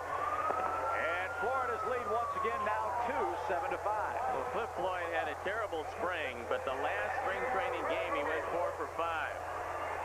And now he's carried it over into the year. This one had too much of the plate for an 0-2 pitch, and Cliff Floyd put a charge into it. This is why a lot of people in Montreal, when he came up, compared him with a young Willie McCovey. And until he shattered that wrist, it looked like he was going to turn into a young Willie McCovey. And now it seems like all that promise and all that potential is coming about. So the Marlins in a wild game now lead it by 2. And Cliff Floyd right down the line in right. As his second home run of the season. Edgar Renteria now behind in the count. 1 ball and 2 strikes.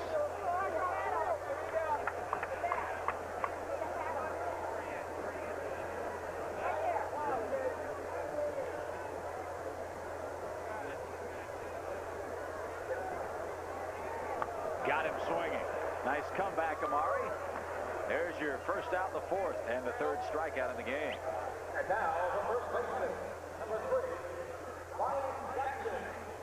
Good hard slider by Telemaco and completely fools Renteria. 1 out, 1 in. And Mr. Interference, Ryan Jackson, the hitter.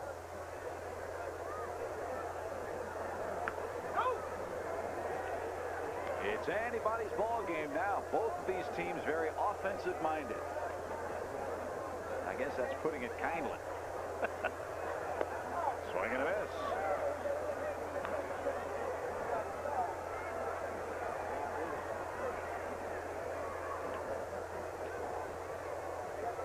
Tyler Houston has had a big day offensively. Wears that new hockey-style catcher's mask. Boy, there's not a whole lot of gray area among catchers regarding that newfangled contraption. Some guys love it, some guys hate it. And they're 2 very distinct camps. Bouncer towards second. Morandini will gobble that up. And there's out number 2. His biggest complaint about that mask is that it gets heavy and very hot in the summertime. But the positive is you get great sight lines. You can see everything much more clearly as opposed to the cage. And probably because of the angle of the mask itself, you don't take quite the blow on the foul tips. It probably angles off instead of hitting you flush. Well, here's Sheffield. He's homered once, just missed his second of the day, his last time up. As he sent Henry to the warning track and the wall. 1 ball, 1 strike. Opening night, after the Cubs fell behind early, 6-0, they battled back to make it 6-5, just like today. Only opening night, it was a 3-run homer by Charles Johnson that put a little daylight between the Marlins and themselves.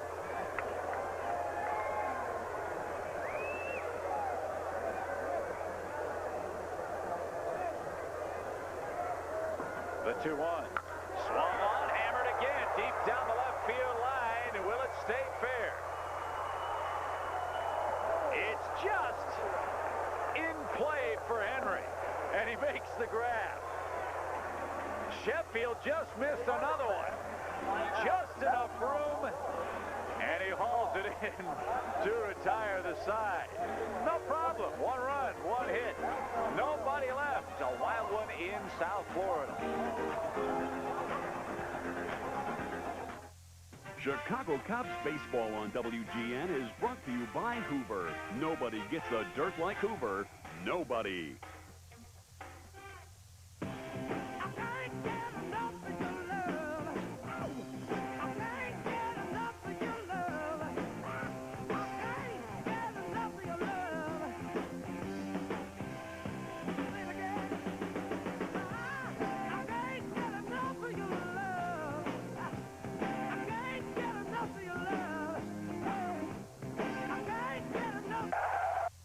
ask us? It just tastes better. Budner, get these tax documents to our clients fast, but watch our costs. FedEx can deliver it in 2 days for up to $11. UPS can deliver it in 2 days for up to $11. Priority Mail can deliver it in 2 to 3 days for $3. Smart move, Budner. So, 11-11-3, what's your priority? Priority mail from the U.S. Postal Service. Lighter yet stronger. More power from less space. More space from less size. A drag coefficient among the lowest in the world. There's more than a pattern emerging here. It's the world's first use of cyber synthesis, where vehicles are designed, built, and tested in the virtual world so they'll perform better in the real world. The new Durango and the new Intrepid. New vision from the new Dodge. Jamie Jams with special guest Mary J. Blige. We're kicking off our Throw Your Panties on the Stage World Tour. Sunday night at 7:30 on WGN. One pitch, one out here in the 5th inning as Mark Grace grounds out to short. Mark hits this ball hard, but Edgar Renteria right there with the quick hands, and the rest is easy. We got to find a way to outlaw Gary Sheffield. He's scary. He thought he had another one, came very close to hitting 3 home runs today, and Henry Rodriguez back in the corner with just enough room to spare. Looks in his glove. Yes, indeed. He swings at the first ball this time, does Henry. Pops it down the third base side, and Josh Booty runs out of room. I got a feeling Henry's going to hit this ball real hard, and he's going to hit it into right center somewhere. He's had some very good swings at Medina. Hit the ball very well last time. And if Medina gets this one middle in, Henry could put a charge into it. The ball is going out in right today.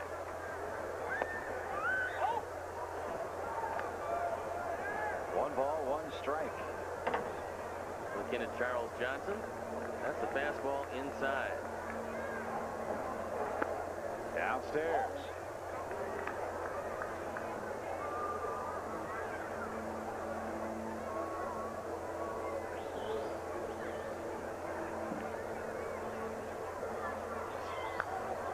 Pop foul back and out of play.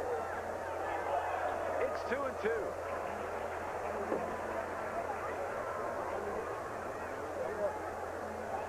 Don't know if you want to bring the candy bars to Wrigley tomorrow. They might be frozen. Might hurt somebody if he has a big day tomorrow. Have you ever had an O. Henry? Very good. Baby Ruth, my favorite, however. All right. Yes.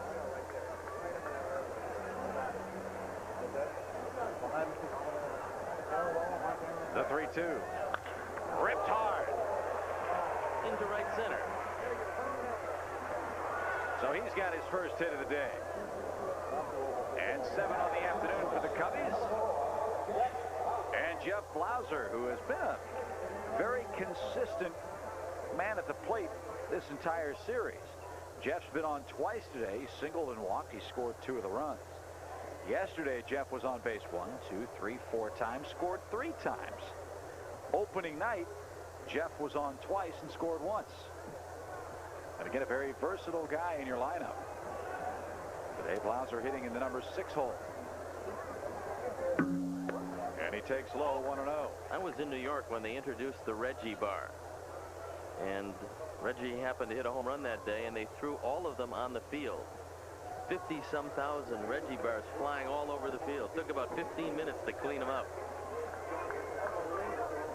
1 ball, no strikes. Blauser represents the tying run, but hits this one right up the elevator shaft. Renteria battles the sun, makes the play. There's out number 2. Well, the official score, after much deliberation, have finally got the rule right, where they give a single to Morandini and then an error on Ryan Jackson at first base for the interference call.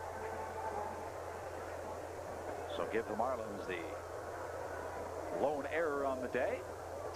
And now Kevin Ory bats with 2 men out and a runner at first. Kevin 2 for 2, a single and a double. It's a 2-run game in favor of the Marlins, 7-5 in the fifth. Ori sends a drive into shallow left center field. Kotze broke back, now comes charging.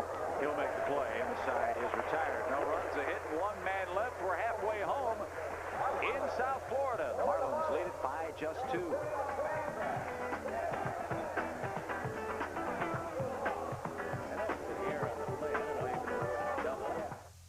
What do you get when you fly Southwest Airlines? Fun fares. Well, you've waited so long for a fare to get so nice and low now you really should fly. Light up the night. Southwest Airlines fun fares are so low. Want to see that again? Now you can fly just for the fun of it. With us, 'cause we got a lot of things to do now you really should fly. And you have fun, flying Southwest on a fun fair today. Fun, flying on a fun fair today. Frank, I'm thinking about moving to another swamp. No, really? I'm just not comfortable living in a swamp where assassination attempts are taking place. Every loon with a vendetta, every snake with a sinus headache frightens me. Hey, snap out of it, Louis. Everybody knows it was you. Oh, Frank, I had no motive. I love Budweiser, and I love the frogs. Oh, yeah, you're good buddies. I forgot. Excuse me, if you would remember last summer, I invited them to that barbecue. Yeah, well, Louis, you wanted to cook them at that barbecue. But at least I invited them. Oh. You wouldn't have invited them at all. A participating advertiser for Chicago Cubs baseball on WGN is the new Dodge. From cars to minivans to trucks, it's about change. The new Dodge.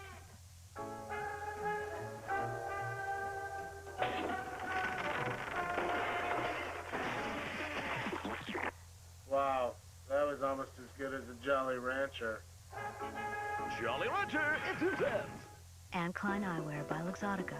What do you want people to see? I want you to see fearlessness. The unexpected. I want you to see you don't need words to make a statement. Let them see you in Anne Klein Eyewear by Luxottica. Tiffany's dating a famous comedian? I haven't missed a single episode of your show. Neither have I. Unhappily. Sunday night at 8 on WGN. 7-5 Marlins have the lead. Good to see the youngsters at the old ballpark today. Why aren't they in school? School's still in session, if I'm not mistaken. Could it be spring break, right? Maybe that's why. Could be. Mark Kotze is the hitter. And Mickey Morandini's going to put him away. One out here in the fifth. Boy, again, you can't say enough about Amari Telemaco so far this afternoon. Sanchez continues to throw in the bullpen, and you would think that with the pitches piling up for Medina after getting him through 5, that perhaps Jim Leland will have said, good enough outing for your first one, and we'll go to the pen, but we'll have to see what happens. Medina would be up 5th this inning. Here's C.J. Charles Johnson. There's Mr. Sanchez. He's on his way to the dugout. C.J. walked and scored in the first when the Marlins sent 11 men to the plate.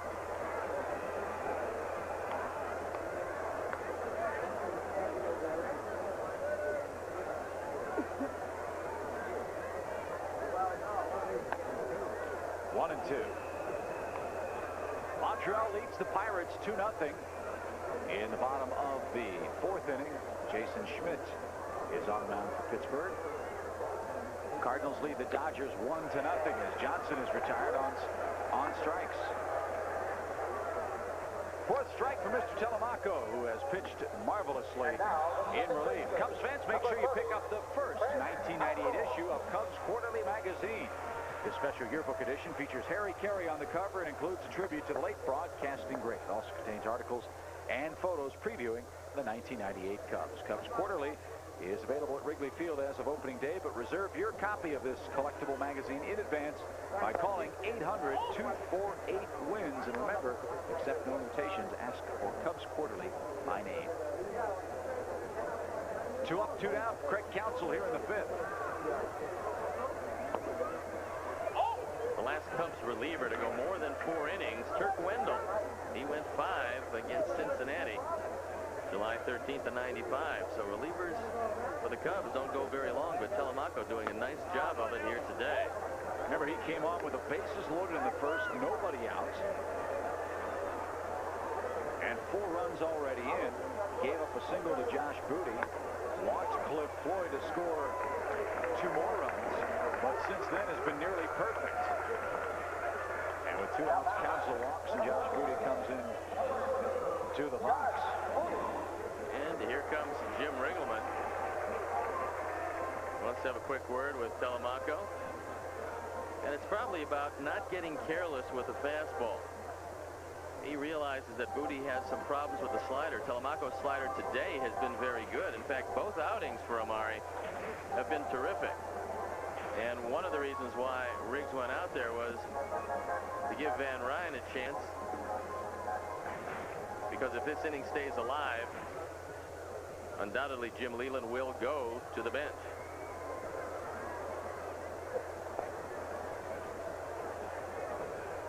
Derek Lee in the on-deck circle. And for Telemaco, the 72nd pitch of the afternoon is low and away.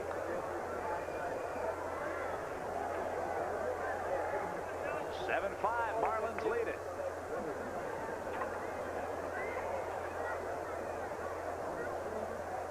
Booty has singled. He's walked. He's driven in a run. And that's taken low. 2-0. And now be careful with the fastball because Booty can hit that, especially when he's looking for it. And he's looking for it here, especially middle in. High pop. He got under it. Blauser pointing the way for Henry Rodriguez, who shields his eyes, makes the grab, and the side is retired. No runs, no hits, 1 man left after 5.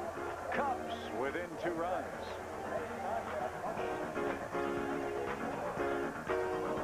Is your electric trimmer feeling weak? Tired of hassling with that bump and feed spool? Get more power with the all-new Grass Gator electric trimmer head. It installs in seconds with no tools and turns your ordinary electric trimmer into a powerful cutting machine. 2 serrated blades slice through stubborn weeds and tall grass, and blades change in seconds with Grass Gator's patented snap pin design.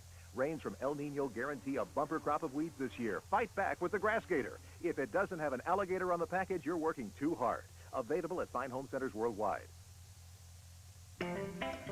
With all its room, power, and payload, a Dodge truck can go just about anywhere. Right now, your Dodge dealer is taking this truck someplace a Dodge truck rarely goes.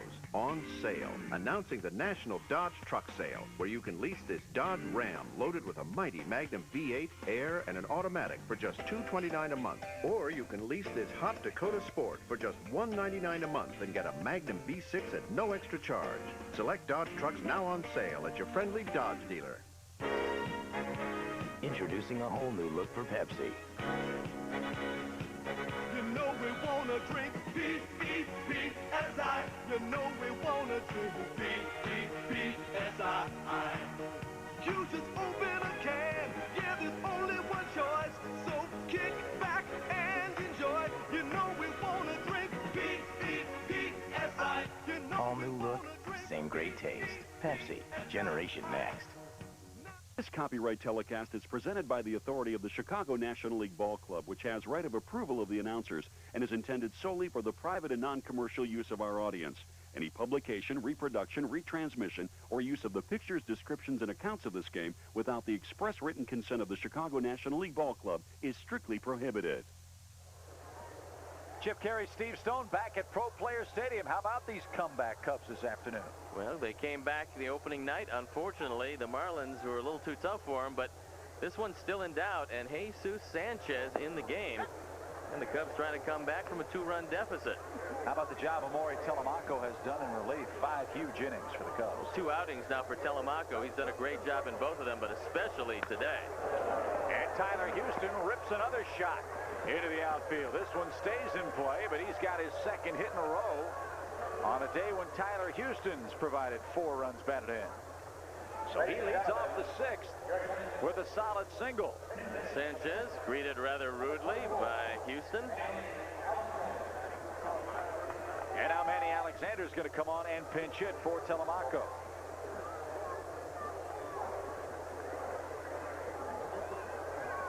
Oh, what an afternoon for that young man.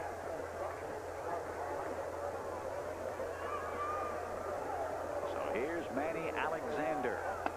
And he takes inside. Telemaco, unofficially 5 innings of work. I've got him with 2 hits, 1 run at the Floyd homer. Couple of walks and 4 strikeouts. Great afternoon here in South Florida for him. And it looks like Van Ryn will follow him.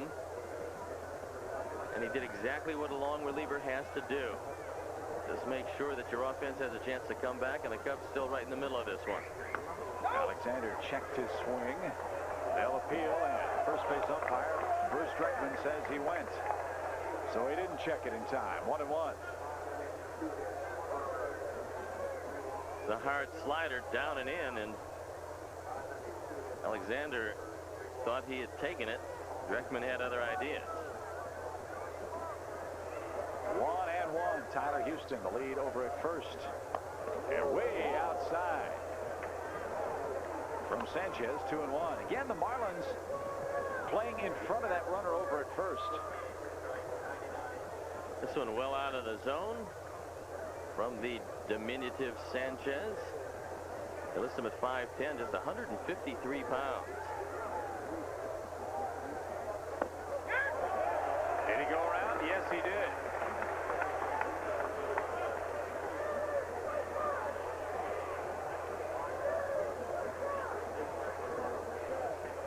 Same pitch again, cut fastball low and in, and once again Manny couldn't check his swing. 2 balls, 2 strikes. Alexander sends a drive deep toward left. Cliff Floyd back at the track, at the wall. That ball is gone. A pinch hit home run for Manny Alexander. And the Cubs have drawn to even level. It's 7-7 in the 6th.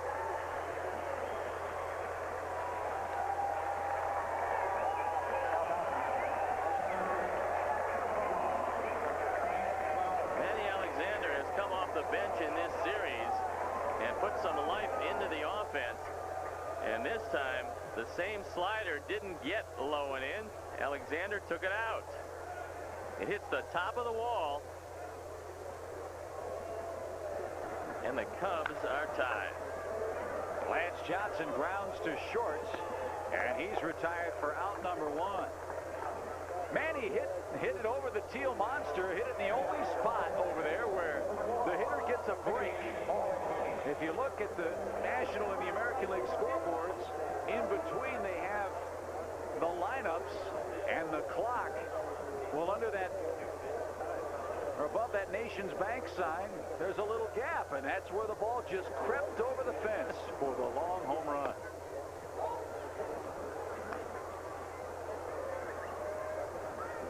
That's the perfect spot for it, and the perfect time as far as the Cubs are concerned. Manny Alexander has tied up the ball game. Hit a grand total of 3 home runs last year. So he's a third of the way there. And now Morandini takes inside. Mr. Sanchez is rattled with the count 3-0. The Cubs were down 6 after 1. They battle back to tie the game at 7. And on 4 straight, Morandini draws the walk. Jim Leyland's going to be seeing a lot of this. His offense still fairly intact, but that pitching staff with a lot of new faces, including 8 rookies, and they're going to walk a lot of people and give up a lot of home runs. A home run here would be nice. We got one from Manny, his first career pinch hit home run. And Jim Riggleman pushing the right buttons today. Brings in Telemaco after Geremi Gonzalez couldn't register an out. Amore gives him 5 innings of 1-run baseball. He plugs in Manny Alexander and cracks a 2-run homer to tie the game. And starts Tyler Houston, who hits a 3-run homer to get the Cubs close. 1 strike pitch to Sammy, misses outside, 1-1. 7-7 in the 6th. You can't beat expansion-type baseball. All these runs, fans have got to love it. I don't know about the pitching coaches, but the fans ought to. And Sammy tried to add another 2-run blast.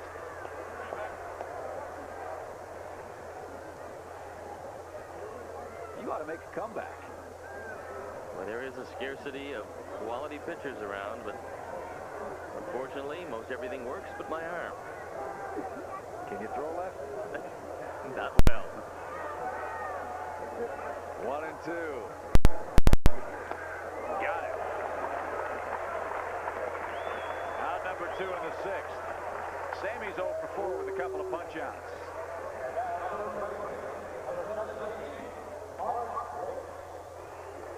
He's swinging at the invisible ball here. This one just diving away. Sammy swings through it. Here's Mark Grace.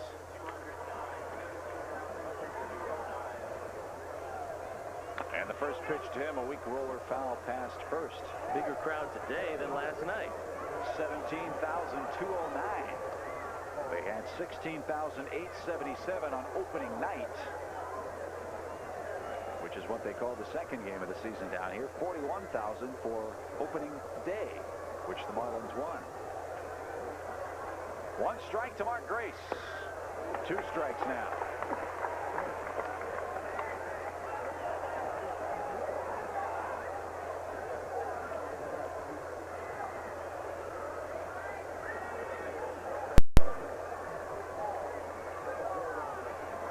The 0-2 pitch. He laid off. It's 1-2. Mark 0 for 2 today with the walk. A veteran can take this one and get the benefit of the call.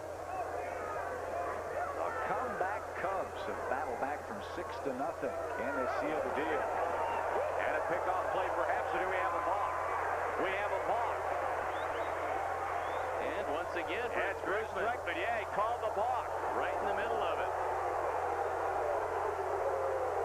And that's Here comes Jimmy Leland. That's going to bring Mr. Leland out to get an explanation.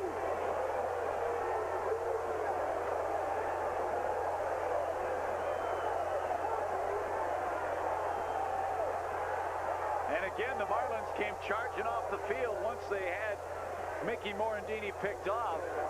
Well, I think what Dreckman's going to say is that Sanchez's foot came back over the pitching rubber, and when that happens, you have to go home with it. And that's a judgment call, so Jim Leland can't win this one. So a balk on Sanchez sends Morandini to second. And Grace still in the box. Let's see if we can see whether or not Sanchez did bring that foot behind the rubber. Watch it again, and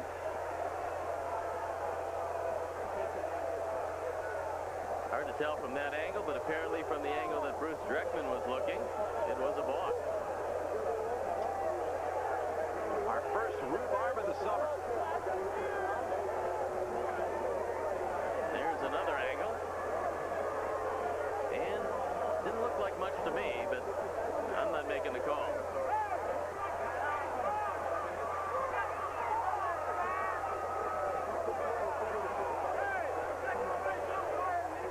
Not a very animated conversation right now. Dreckman gets his say in. And Leland, apparently satisfied, heads back to the Marlins dugout. They'll really boo if Gracie can come through with a base hit.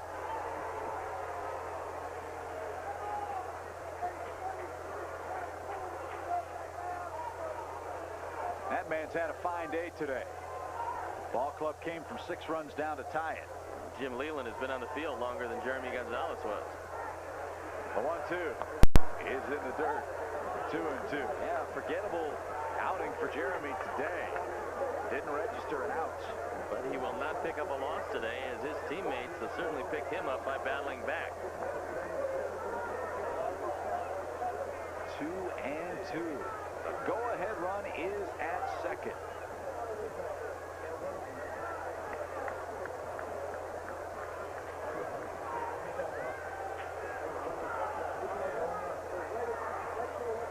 Sanchez sets and delivers. Just missed low. It's 3-2.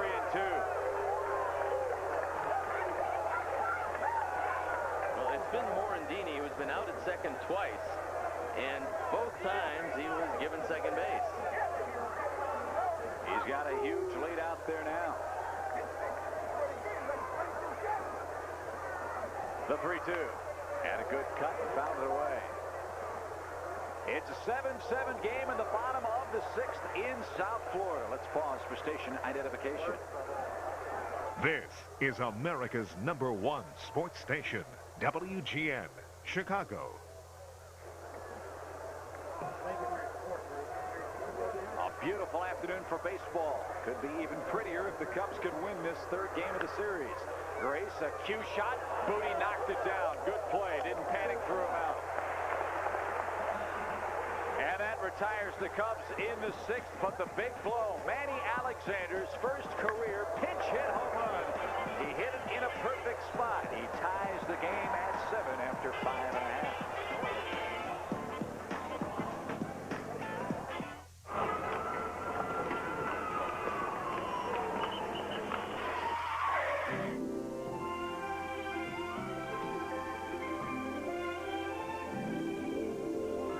Irresistible. Luscious. The new 99-cent Great Tastes menu at Burger King. 7 mouth-watering items, just 99 cents every day. What could be more tempting? Are you going to eat all that? Yeah. If you ask us, it just tastes better. Budner, get these tax documents to our clients fast, but watch our costs. FedEx can deliver it in 2 days for up to $11. UPS can deliver it in 2 days for up to $11.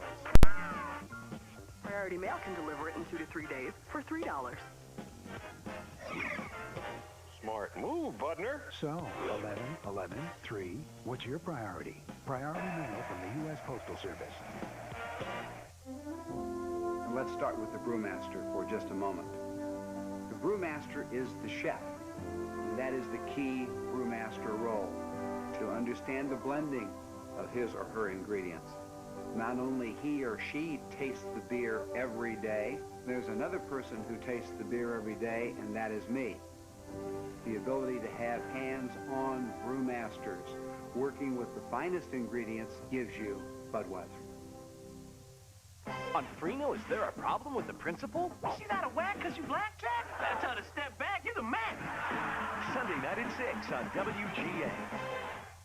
On a Discover Card payback-playback today, they say the hitters are ahead of the pitchers early in the season, but don't tell the Marlins' Alex Fernandez that. He threw a one-hit, 8-strikeout gem to shut out the Cubs in a 1-0 pitching duel last April 10th at Wrigley Field. His first time back in Chi-Town after 7 seasons with the White Sox, a big-time success on our Discover Card payback-playback. No pitchers duel today, Stoney, as the Cubs bring on Ben Van Ryn. He had a great spring, 10 outings, a 1.80 ERA, and he forced his way on this club. And now he has to inherit from Amari Telemaco a game that falls squarely in his lap. He's going to be the pitcher of record as he faces diminutive John Cangelosi, a man who will take a walk if you don't get it close. He floops it toward third. Kevin Ory puts that away, and with that at bat, Cangelosi is retired on a weak pop to third. Good to have the leadoff man retired. As Cangelosi, the first out of the inning, and back to the top of the order we go. And Cliff Floyd, the batter, he's been a real royal pain. He's walked twice, scored once. He's homered and knocked in 2 runs today. Close the book on Mr. Sanchez for the Marlins. 1 inning, 2 hits, 2 runs. A walk, a strikeout, and a home run. And Floyd takes strike 1.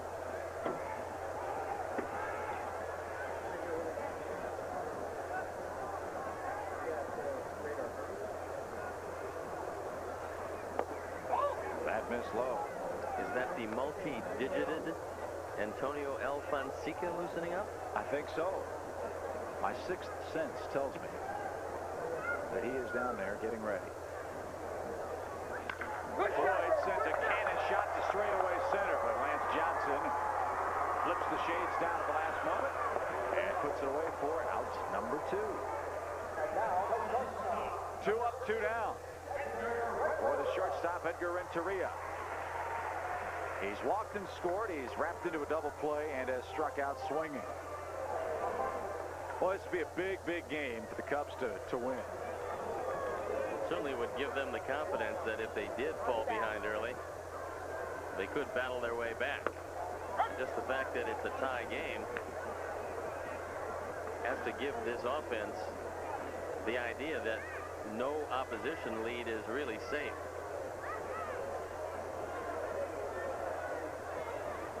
Look out, folks. Van Ryn plucks Renteria.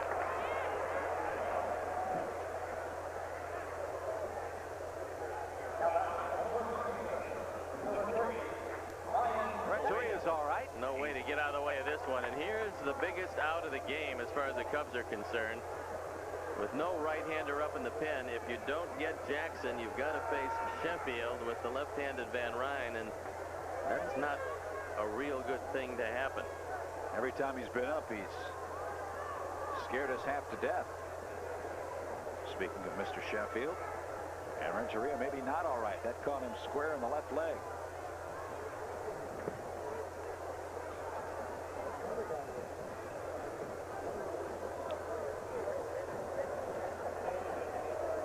So now we're set to go, and Jackson the hitter. Ryan Jackson singled home a run and scored later in the first inning. Has bounced to first with the pitcher covering and grounded out to second. Runner goes. Houston's throw on the money and not in time. You don't think he kind of deked the Cubs into thinking he wouldn't be running, do you? Gave him the old sore leg trick and then took off with the first move. That was a pretty good throw by Tyler Houston. The throw was up just a bit. And Renteria slides in, and he is indeed safe. He tagged him on the knee, and obviously the foot has to be on the bag at that point. And so Frank Pulley with a good call and the go-ahead run out at second base. But Jackson in an 0-1 hole, and Van Ryn back to work. He's ahead 0-2. Well, the pitcher's got the luxury of being a little careful with this guy. But again, you don't want to be too careful, especially considering who's waiting to hit next. That's right, folks. It's 7-7 in the sixth. Cubs were down 6-0 after 1. Breaking ball, fly ball. It's shallow center field. Johnson coming on, still coming. He's got it. And that retires the side.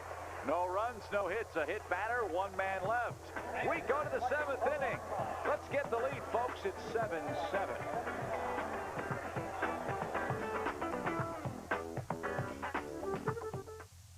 Chicago Cubs baseball on WGN is brought to you by Pepsi. Generation Next.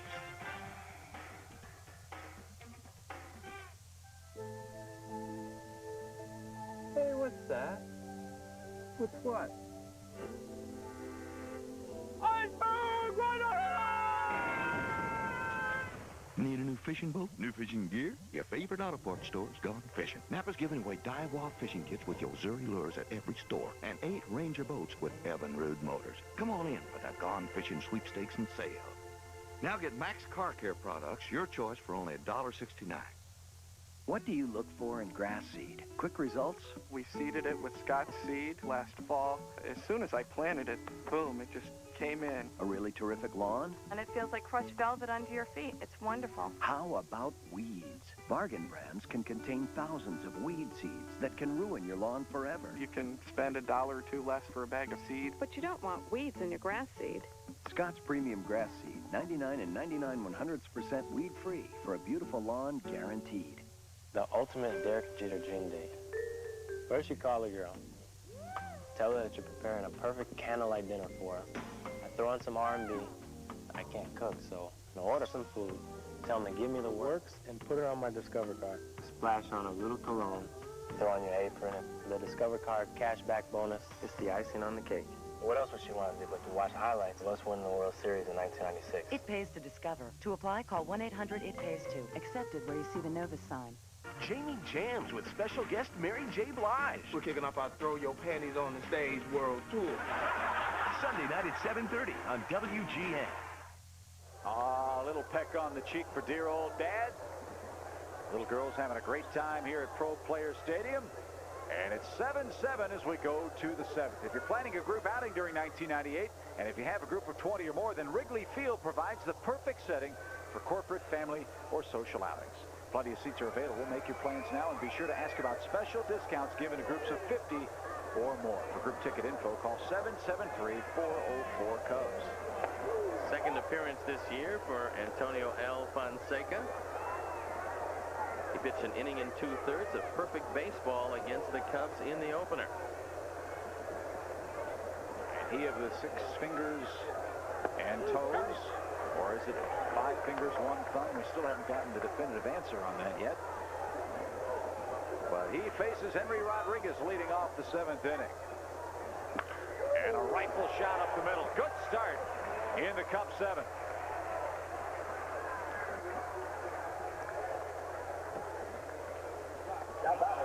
A couple of hits today for Henry as he takes it right back up the middle. And now Blauser taking a long look down at Tom Gamboa. See what he might have as far as hit and run, perhaps, although Henry doesn't run particularly well. Certainly want to stay out of the double play here. Jeff has singled, he's walked, he's scored twice, and has popped to short. And he takes low from Mr. Alfonseca. 1 ball, no strikes.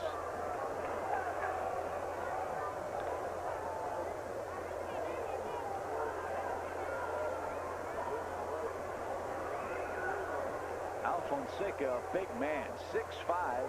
His weight rather generously listed at 235. He looks much heftier than that. But a Rule 5 picked from the Marlins front office back in 1993. And I'll give you 3 guesses if you can pick from which organization they plucked him.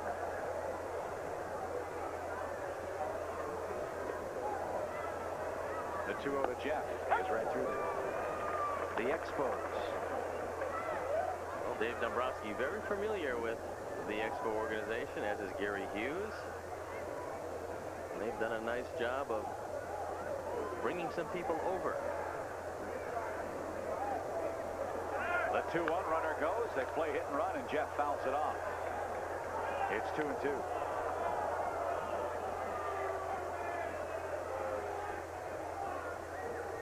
Montreal leading the Pirates 3-1. That game now moves to the bottom of the 6th inning.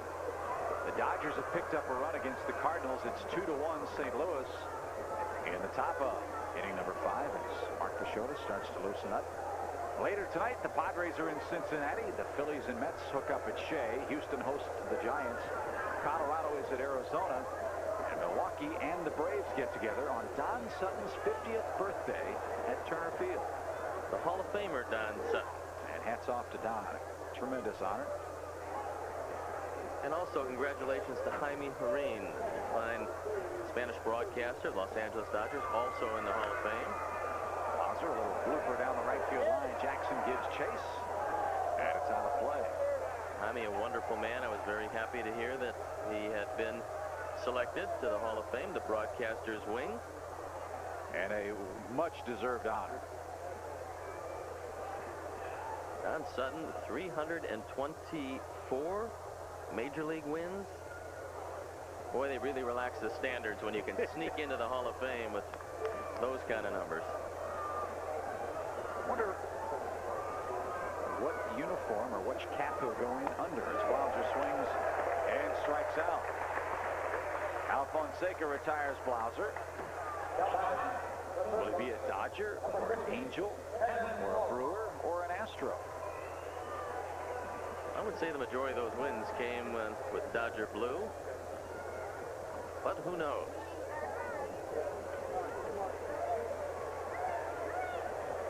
A one-on-one out for Kevin Ory. Again, it's a 7-7 game in the 7th. Kevin can top off quite a series by getting an extra base hit here. Chopper toward third. Booty, good play. Can they turn it? Yes, they can. Well, he struggled with his glove the first 2 games of this series, but Booty turned a nifty double play there, 5-4-3, and out. Nothing doing in the top of the 7th. It's still 7-7.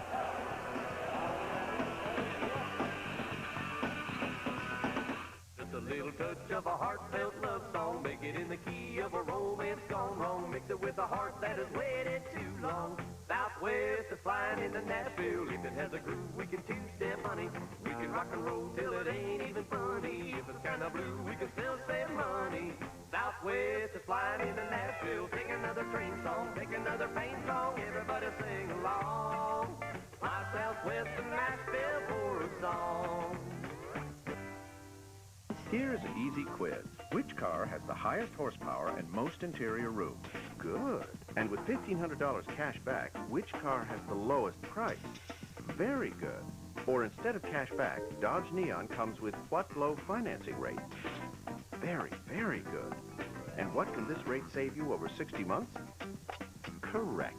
So please circle which car you want now. Excellent. See the friendly Dodge dealer near you. How can Geico save you money on car insurance when you buy from us directly? We cut out the middleman. Geico, a 15-minute call could save you 15% or more on car insurance. A typical car insurance agent is on the job during regular business hours. On the other hand, Geico insurance professionals are on the job 24 hours a day. Geico, a 15-minute call could save you 15% or more on car insurance. Things are getting down and dirty on an all-new Hercules. Sunday at noon on WGN. 7-7 our score after the 7th inning stretch. Couple of changes for the Cubs. Brant Brown takes over in left, and the Cubs go to the bullpen for the 3rd time as well. And that's Mark Peixoto coming into the ball game. The right-hander with very good stuff. And he's thrown right into the fire, facing Gary Sheffield, followed by Kotze and Johnson. So a good job by Telemaco and Van Ryn in relief of Gonzalez. Now it's up to Mark Peixoto. 6 innings of 2-hit, 1-run relief from those two gentlemen. And now Peixoto faces a guy that's off to a roaring start. Sheffield's already hit 1 3-home run tonight, and he's just missed 2 other home runs in the game. Oh, he got the fastball by him. There's a challenge you like to see. And Sheffield swung right through it. Well, they put it in a good spot. He threw it up and in off the plate and just fired it right by Gary Sheffield. And if there is one spot you can get it by him, it's there. 0-1. Breaking ball, he fouled that back. What did someone say about Henry Aaron trying to sneak a fastball by him is like trying to sneak the sun past a rooster? Yes. Or a pork chop by a bulldog. Haven't heard that one, but I'll go with it. That works. 0-2. Sheffield wiggles that bat, rips a shot into the right center field gap. They had him played to pull. Sheffield might end up with 3 bases. He's going to take the turn and pull up, standing at second. There's the go-ahead run for the Marlins now. Well, you get this guy 0-2, and you can't make a mistake with a fastball. Peixoto tried to heat him upstairs, but instead of being inside like the first pitch, he got it outside, and Sheffield blasted to right center. He is awfully tough. Came in hitting .750, 2 for 4. He just missed a couple of home runs the 2 times the Cubs got him out. And now it's up to Mark Kotze to pull the ball and move along Sheffield. 3 of Sheffield's 5 hits now have been for extra bases on the young year. And Kotze, one of those young players the Marlins have raved about. We'll see if he can play the fundamental game here. Kevin Ory thinks he's going to bunt because he's well in on the grass at 3rd. Not bunting, swinging, line drive, left field, base hit. Brant Brown comes up cleanly. 1st and 3rd, nobody out. We've been told that Mark Kotze was a great handler of the bat, and we've seen it this entire series. He doesn't try to overswing. He just puts the bat on the ball. That was a pitch that was impossible to pull. But with Ory well in at 3rd, all you had to do was just get the bat on it and drive it by him. That's exactly what he did. So runners at the corners, nobody out. Phil Regan going to the mound with Bob Patterson loosening up in the bullpen. And the Cubs in jeopardy after battling back to tie it. Nobody out here in the 7th. There's the veteran left-hander, Bob Patterson. And now the meeting on the mound continues. 7 runs, 7 hits, 1 error for the Marlins. The Cubs 7 runs, 10 hits, no errors. Peixoto would love a strikeout at Johnson here. That would perhaps set up a double play, but a double and a single with nobody out has him at the corners for the Marlins. Senior producer, director of Cubs baseball is, of course, Arnie Harris. Today's game produced by Pete Toma. Our associate producer is Bart Fox. And the coordinating producer of Cubs baseball is Kim Fields. We thank them for their great work today, and hopefully some great work from Peixoto here to get himself out of the mess. Infield halfway now. As Johnson pops it up. Blauser and short. Flips the shades down, puts it away, and there's a big first out. No infield fly rule there. The runners have to be at first and second or bases full with less than 2 outs. Now this will be interesting with Counsell up, who is a great handler of the bat. Jim Riggleman not leaving anything to chance. He's going to the left-hander, Patterson. That's going to be it for Peixoto. And you still have to watch the bunt. And here comes Bob. And there goes Mark. First and third, 1 out. Patterson for Peixoto. We'll see how Robert fares right after this.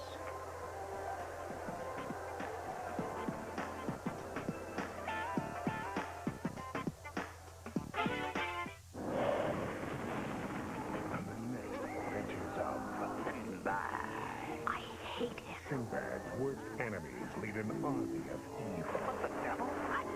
To declare an all-out war. Who will suffer? Me! Who will survive? We're not going to make it! Don't miss his greatest challenge ever on the next adventures of Sinbad. Sunday at 12:30 on WGN. He's coming. The child of darkness. Bringing forth a new world order. Its very existence is a sin. Absolute evil. My soul.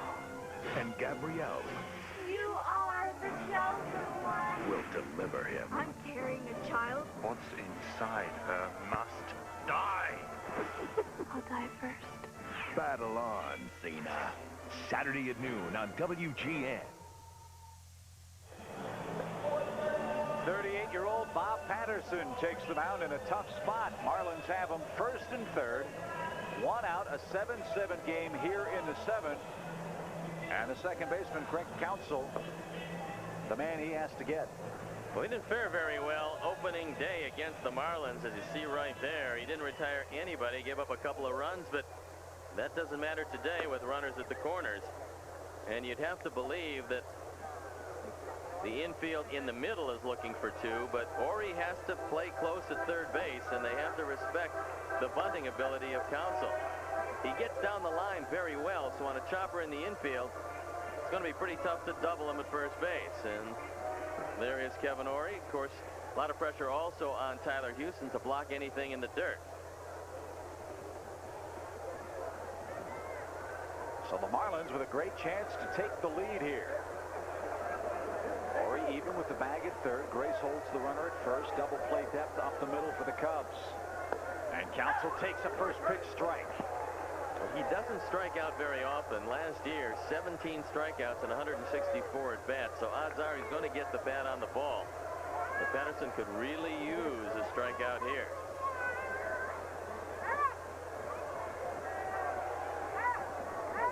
No balls.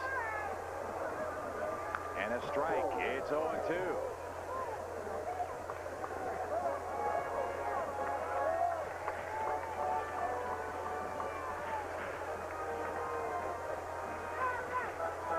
So the youngster in a deep, deep hole against the veteran, crafty left-hander Bob Patterson.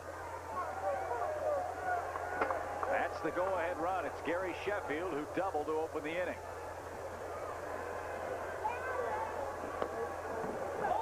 Counsell, good eye, watching watches that one sail by out of the zone. 1-2. One man out.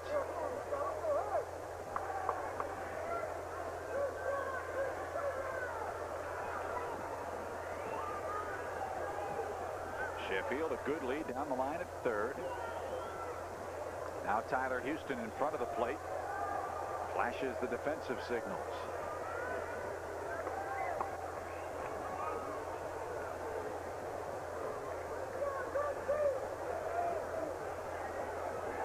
He wants a fastball away. Let's see if Patterson gets it there. He did. And Counsell fouled it away.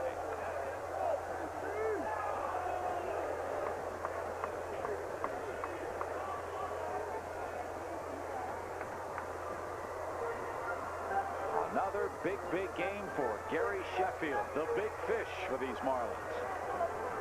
2 for 4 today. And Counsell a chance to drive him in and put Florida in front once again. They led it 6-0 after 1.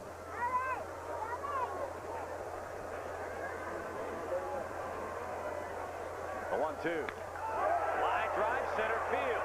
Johnson's there. The catch. Sheffield tags. Here he comes. Here's the throw. It's in time. Tyler Houston blocked the plate off, and Sheffield comes up hurting. 8-2 double play, and Sheffield goes down at home plate. And that's exactly what the Marlins cannot afford. He is really hurting.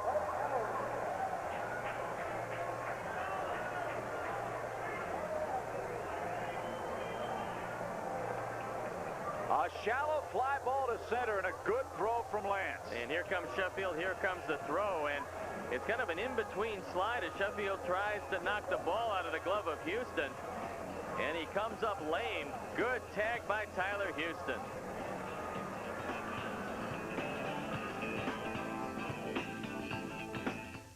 Think fast, because here comes Kids WD at a million miles an hour this weekend. Every weekend, look at all these shows like Pinky and the Brain. They're always trying to take over the world and wearing silly suits. And of course, the Animaniacs are always acting like animated maniacs. Except for Daughter's always acting cute. And Superman being like super duper man, battling villains and saving Lois and fighting Lex Luthor. And of course, the Men in Black trying to save the Earth from the scum of the universe like weird-looking teddy bear things and ugly dudes with laser weapons. And Batman, of course, Batman. You know, the Dark Knight, Bruce Wayne, Gotham's strangest superhero. But what a cool car that guy has, huh? Then you got Pinky and the Brain again, still trying to take over the world. And then Sylvester and Tweety trying to eat each other. Oh, Granny with some mysteries or something like that. I'm running out of time. I'm not going to have time to say it all. And every weekend on Kids WD. Oh! Sunday mornings at 8 on WGN. Serious investors, learn how higher gasoline prices at the pump could mean money in your pocket. Winter blizzards and ice storms will soon give way to springtime weather. Doesn't it make sense that as we move from winter's low gasoline demand into the driving season's increased consumption, that gas prices could rise as well? Call the Winter Group at 1-800-261-3888 for our free report on opportunities in the unleaded gasoline market. See how a $6,000 investment in gas options could return as much as $24,000 or more with a limited predetermined risk. That's right, a $6,000 investment could return $24,000 or more. The preceding was a mathematical leverage example and does not imply clients have or will achieve similar results. People can and do lose money, therefore only risk capital should be utilized. But if these are the kind of potential returns you're looking for, the time to call is now. Gasoline prices are near 12-month lows. So call now, 1-800-261-3888. 1-800-261-3888. Looks like Gary Sheffield's all right. That's certainly good news. 7-7 our score, Steve. Now here's today's Ameritech play that makes a difference. Lance Johnson's not going to have many assists this year, but he gets a big one here. The throw is perfect. Tyler Houston with a great tag, and the Cubs come away with the tie, and that's the Ameritech playbook. Still a 7-7 game on a great tag by Tyler Houston after a great throw by Lance Johnson. And there's the knee problem. Vic Derensburg on the mound for the Marlins now as Tyler Houston leads things off.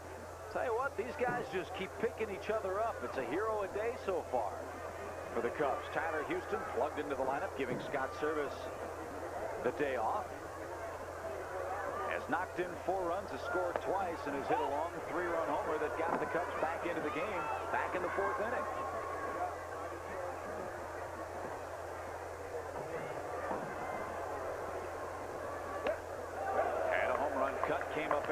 Now Brad Brown in the flip-flop lineup was due up next, but Matt Mieske has grabbed the bat and is in the on-deck circle with the left-hander Derensburg on the mound. There's Matt. And here's the 1-2. It's 2-2. Mieske got in the game last night and walked and scored in the ninth. Houston pops it foul down the left field line. Long run for Josh Booty, but he runs out the broom. Alfonseca went an inning, gave up a hit, struck out one. No runs, of course.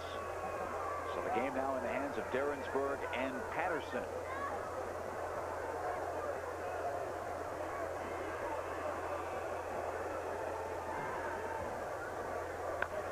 Didn't mean to swing, but he stays alive.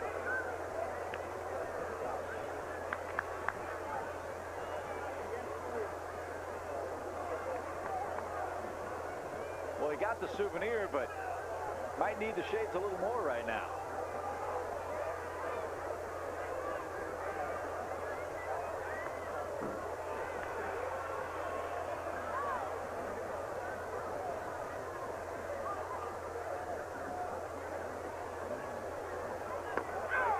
Strike 3 call. Good pitch.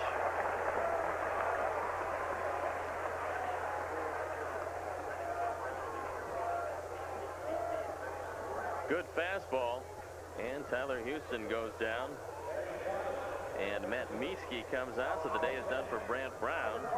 Plays an inning defensively and does not get an at-bat. And undoubtedly will take over in left field as well. Here in the 8th, again, the Marlin bullpen very busy today. And Mieske couldn't stop his swing.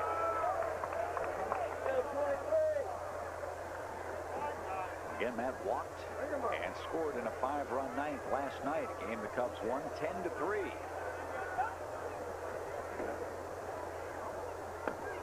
The change taken low.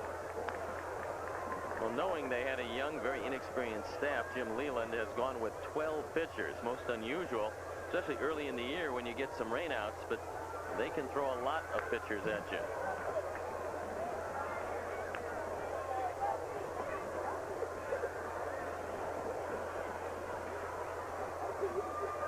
One ball, 2 strikes for Jim Leland's Marlins.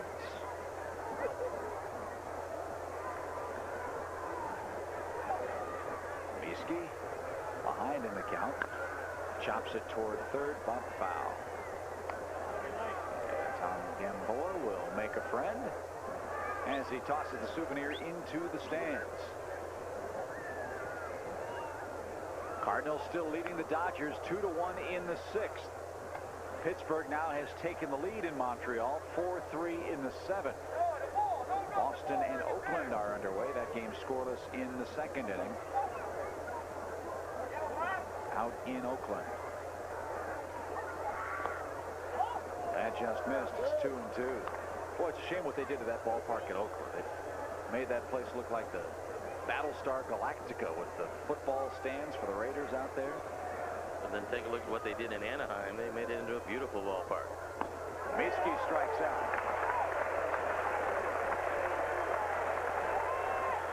And Boston has to be very pleased with the initial outing of Pedro Martinez. Derensburg just blows Mieske away. 2 up, 2 strikeouts. All Mr. Martinez did was strike out 11 in 7 innings, gave up 3 hits. And then Eckersley and Gordon finished off Oakland in that game. It only scored 2 runs, but that was enough to beat Tom Candiotti and the Oakland team. Lance Johnson, his big throw, kept the game tied at 7. He is 1 for 4 today.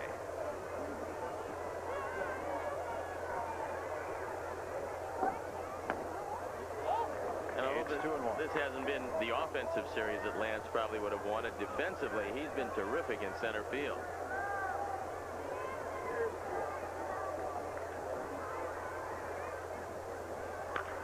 Chopped towards second. is over. 3 up, 3 down. Mr. Derensburg does his job. And as we look ahead to the 8th, the lower portion of the Marlins order is due up. It's still 7-7.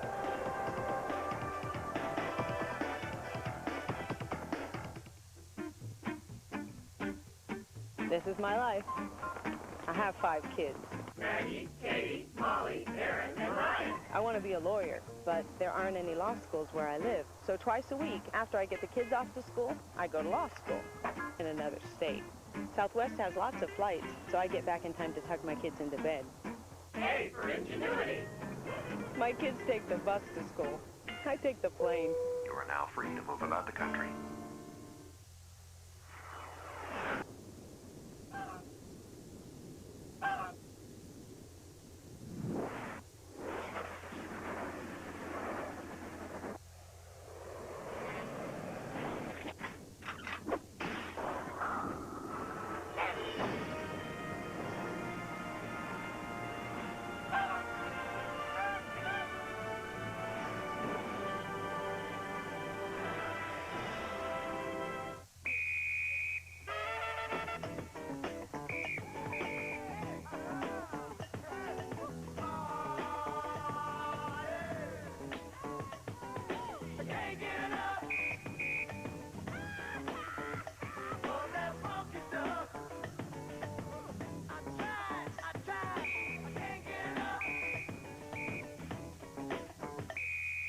If you ask us, it just tastes better.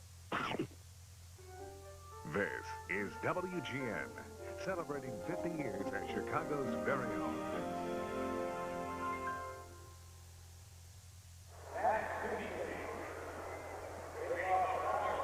Matt Mieske stays in the game, plays left field now for the Cubs. And Bob Patterson set to go here in the bottom of the 8th inning. And they're still working on Gary Sheffield. Looks like the back of his left knee slid very awkwardly in the last half inning for the Marlins. Well, they certainly don't want to see him miss any time because he's the one guy that can just break up the ball game with one swing of the bat. Booty sends a shot toward third. Good play by Ori. And there's the first out of the 8th. And Derek Lee will come on and pinch hit for Vic Derensburg. Again, Lee, one of many they got from the Padres in that big Kevin Brown trade. There was talk that there was going to be a platoon here between Jackson and Lee. But in game 2, they started Jim Eisenreich at first base instead of Lee. Well, I still think that Derek Lee is going to get his at-bats.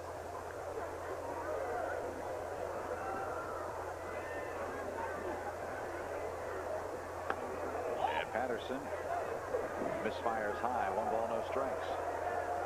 And Houston's return throw sails back over the mound. There's Jay Powell, the new closer for this Marlin team. He was a very honest man in the newspapers today. He said, hey, I'm very nervous about becoming the closer on this team. He only has 4 career saves. Big shoes to fill with Rob Nen departing and going to San Francisco. The 1-0. Right through there.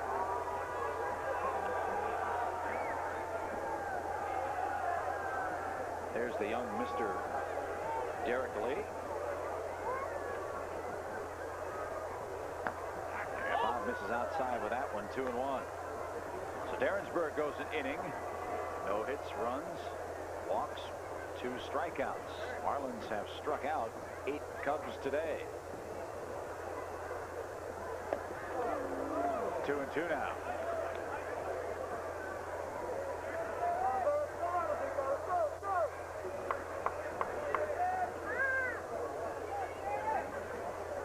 +17,000 on hand here at Pro Player Stadium. 15,000 of them sunburned. It's 3-2 now. You couldn't ask for a better day. Of course, 83 degrees, some light breezes. We haven't had a drop of rain in the 3 games. That'll all change. Payoff pitch. And missed high and away. So Lee draws a 1-out walk, pinch hitting in the 8th. And Floyd, Renteria, and Jackson lurking. Cubs have issued 8 walks today. Geremi Gonzalez, 4 of them, as he faced 7 men in the first inning. Amari Telemaco with 3 walks in 5 innings. He was tremendous in keeping the Cubs in this game. In fact, that Patterson walked the first since Telemaco departed after the 5th inning. And a quick strike to Cliff Floyd. He's walked twice, he's homered, he's scored twice, and has knocked in 2.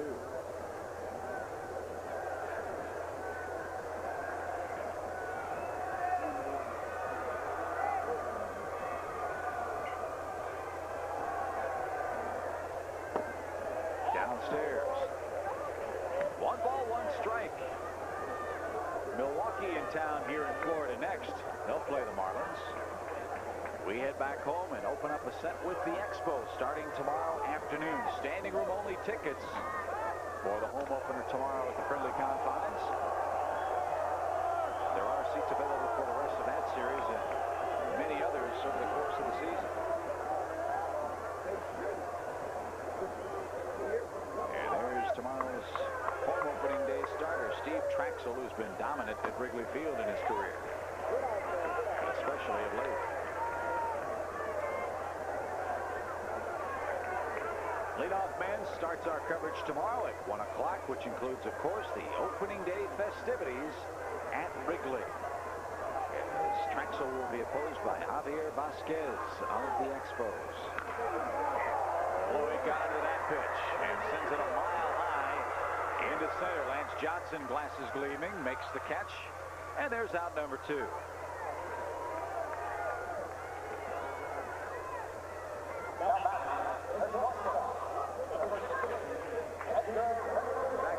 Pitching matchup, Steve, for the entire series. Javier Vasquez, a very talented young pitcher, going against Traxel. Then it's Mark Valdez against Terry Mulholland, and Trey Moore against Kevin Tapani on Sunday. Terry pitched in the season opener. Came out of the bullpen with an inning of perfect relief as a tune-up after Kevin Tapani struggled so mightily. Hopefully Terry will get some run support and pick up a win. Didn't have much of either one of those last year with the Cubs team. But it's a new year. Edgar Renteria looks at a strike from Patterson, who's getting up there in pretty good shape.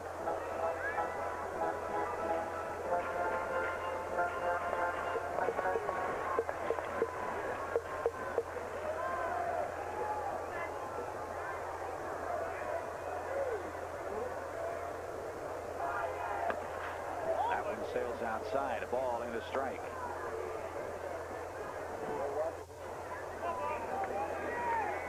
The outfield a little deeper than they'd normally be. You have to cut off a double, and they are spacious gaps here.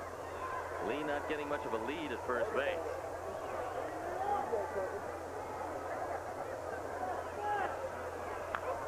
Off foul backhand, out of play.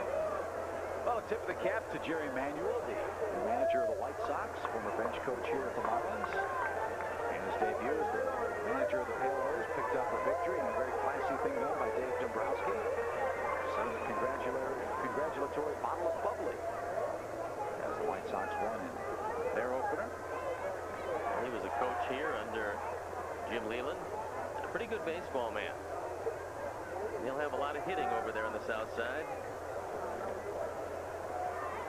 But like most teams, you worry about the pitching. And Patterson, with his move to first, gets the derisive walk cheer, as does first base umpire Bruce Dreckman.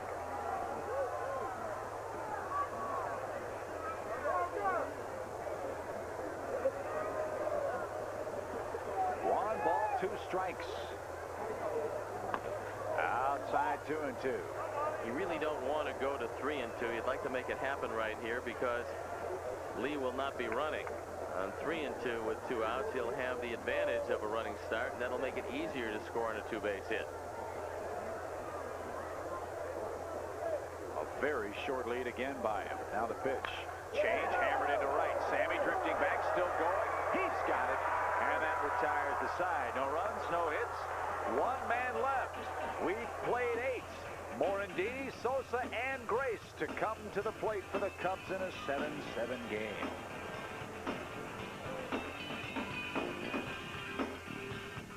Chicago Cubs baseball on WGN is brought to you by Southwest Airlines, offering low fares and frequent flights. Southwest Airlines, the official airline of the Chicago Cubs. With all this action, you can't possibly catch all the hits, jams, shots, and slams. But we catch it all. Instant replay, Sunday at 9:40 on WGN.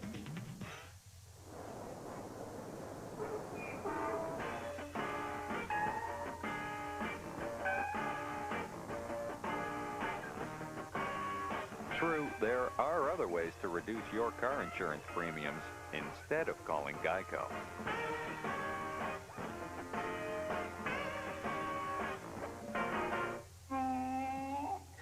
Geico Direct. A 15-minute call could save you 15% or more on car insurance. Before we built one part for the new Dodge Intrepid, we built the whole car digitally. That way, we were able to test more than 2,000 engines, numerous suspensions, a multitude of seats, and a vast number of headlamps. The result is 1 in a million. The new Dodge Intrepid. We're changing everything. Again. Lease a well-equipped Intrepid for as low as $289 a month.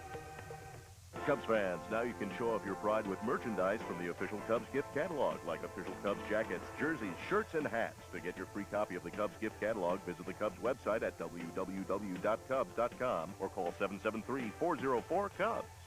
Cubs fans, come early and save big with the Cubs Early Bird Discount.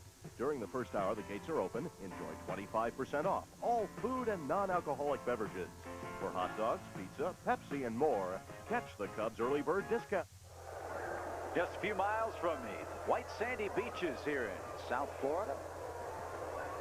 7-7 game in the ninth. The designated closer now, Jay Powell, tries to shut the Cubs down in the ninth. Well, Powell had a great year out of the pen last year as a setup man for Rob Nen, but this year he is the man. And the Cubs go through the middle of the order looking for at least one. And with that in mind, the bullpen up and going. And if they get one, you can bet it'll be Rod Beck looking for save number 200. Mickey Morandini takes a strike. Mickey's been on base 3 times today. He's walked twice.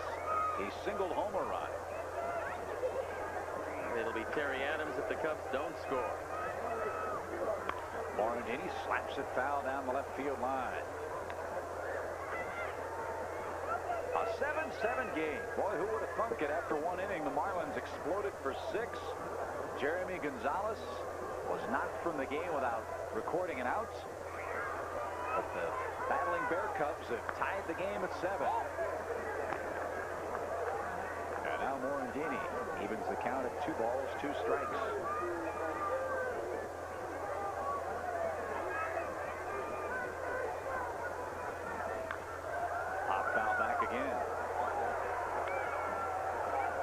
How tough is the role going to be for Powell now? He may not get nearly as many chances as a Rob Nen got in saving ball games here, but well, it's a different mindset when you know you're the man instead of the guy who gets the game to the man. It is a difficult adjustment. And that rightfully called was right down the middle. He must have been looking for something else, as Morandini was frozen by this Powell pitch. Well, this one tails back over the plate, and it's a dandy of a fastball. And Sammy, who hasn't done much today, can turn all that around by getting out in front of a Powell fastball. You're right, Sammy 0 for 4 today with a couple of strikeouts, but again, in his career at this stadium, historically, he's fared very well. 6 home runs, 17 runs batted in 25 games here. And, of course, a big blast from him would give the Cubs the 1-run lead. He's got to face 26-year-old right-hander Jay Powell. And Sammy had a home run cut.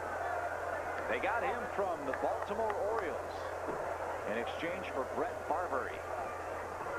And Powell last year, very good year, 7-2, a .328 earned run average in 74 games. Young man born in Meridian, Mississippi. Sammy behind at the count 1-2. Doesn't seem to be a whole lot of guesswork with this guy. Here it comes. Well, most guys who are closers either throw exceptionally hard or have a trick pitch, like a split finger. Or in the case of Jeff Shaw from Cincinnati, who had such a great year last year, a real good slider.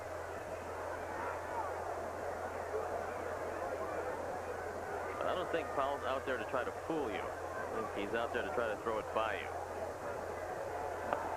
And he does to Sammy, who swung over it. 2 strikeouts, 2 outs, bases empty in the 9th. And that was a real good hard sinker, and that one almost got away from Charles Johnson. Sammy wasn't close on that one. And the reaction of Sosa. 3 Ks today. And set on Mark Grace, the final Cubs hope in the top of the 9th. Again, the score is still 7-7. Jose Hernandez in the on-deck circle. He's Mark can keep it alive. That's a spot occupied by Bob Patterson. But I think they've gotten just about what they want to out of Bob. An inning and 2/3, 1 walk. And that's it.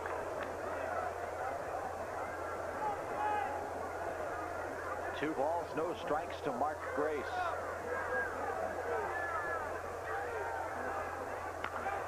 Hit hard but foul. Was a tough place for a left-hand hitter to make his living.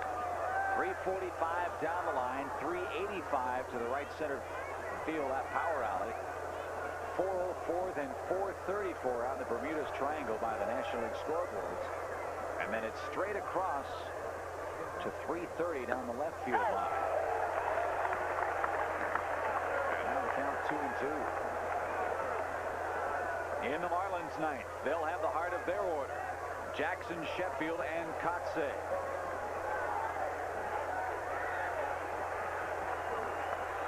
The 2-2.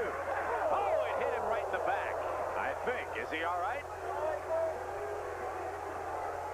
What a bright, sunshiny day. I don't know if Grace saw it until the very last instant, and he just did turn his back. Watch it again as this one sails up and in, and Mark Grace takes it on the back. I am hoping it didn't get any part of the elbow, and you can bet that it's still talking to him. And right now that hand might be a little numb. It might have gone off the back and right off the back of his arm, and the hand doesn't look too good.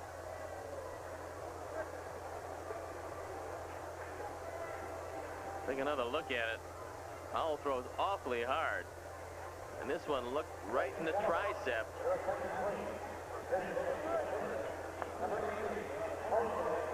And he's already playing with a broken toe. Now his right arm's bugging him too. And Grace aboard on a hit batsman here in the 9th inning. And Bob Patterson's going to be lifted for Jose Hernandez here.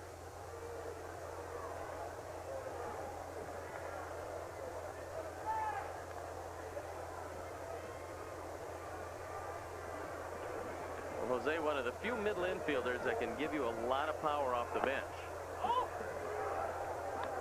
Marlins outfield very deep.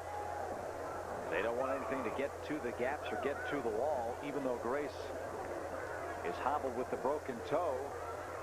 They want the Cubs to hatch together a couple of hits in order to score that run if they're going to do it.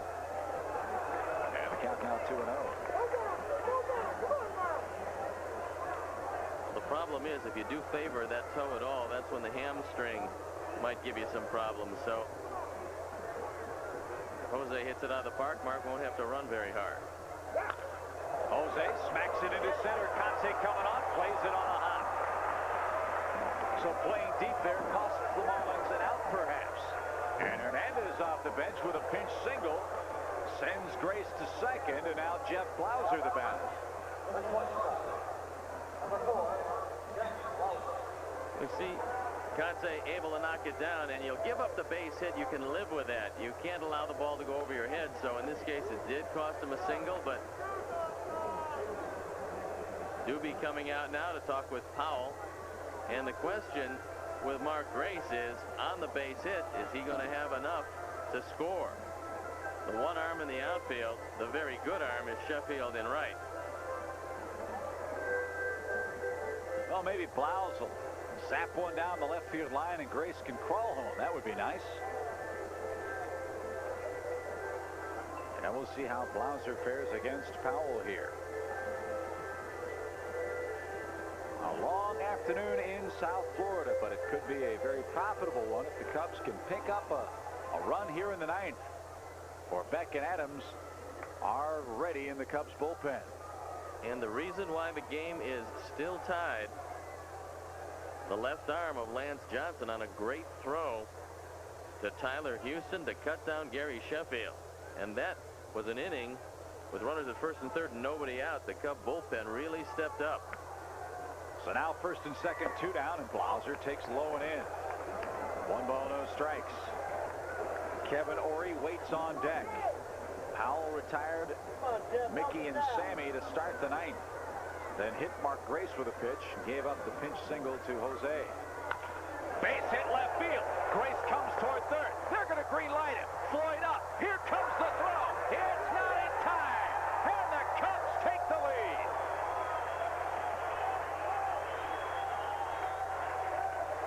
Another clutch 2-out hit. And Mark Grace, I think I can. He does score to give the Cubs the lead. And it certainly helps to have a converted first baseman in left field as Blauser rifles the ball to left. And no hesitation from Tom Gamboa. He says, let's test that arm. The arm of Floyd, no match for the golden wheels of Art Grace as the Cubs take the lead.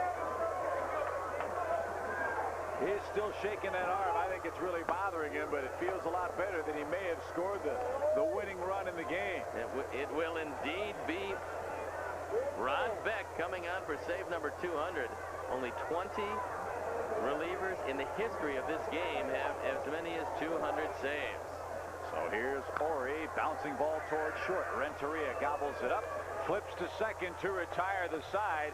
But again, Steve, the Cubs, team resiliency in 3 innings or 3 games with 2 men out. Jeff Blauser with a clutch 2-out single, and the gritty veteran Mark Grace scores the go-ahead run in the top of the ninth.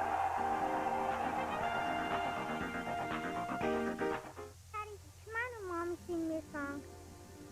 Can I? A single career gal for stepkids who need me. A hot-burning punk. Now, Kelly, don't tease me. Girl, kiss me. You'll think it's bored. These are just some of the things we adore. Monday, April 20th at 8 on WGN. A lot of times when something goes wrong with your car, you know it right away. But some parts, like shock absorbers, tend to wear out gradually over time. So gradually that many drivers fail to realize just how worn their shocks have become. So rather than wait till it's painfully obvious that you need new shocks, stop by your nearest AutoZone. Right now, when you buy 3 Gabriel Gas Rider shocks or struts, you get the 4th one free, only at AutoZone. Well, my Discover card statement reads like a wish list. What? Toys. I like toys. I love pinball machines. This will improve my golfing. It is unbelievable to me how fortunate I've been in my life, and I can't ask for anything more. Discover card cashback bonus, no competition. It pays to Discover. To apply, call 1-800-IT-PAYS-TO. Accepted where you see the Novus sign. Don't know if this is the biggest comeback in Cubs history, but certainly in the top 5. Down 6-0, Steve. The Cubs have an 8-7 lead as the 2 keys in this game, Jeff Blauser and Mark Grace, 2 veterans hungry for wins and a winning attitude provided in the ninth. And Mark Grace trying to shake off the effects of getting hit, and Rod Beck, 37 saves last year, looking for save number 1 this year. But he's got the tough heart of the order for the Marlins to deal with. Jackson, Sheffield, and Kotze here in the ninth. And this kid, Ryan Jackson, again, might be the key man in the ball game. Rod came on yesterday for an inning, gave up a run on 2 hits. That just missed outside.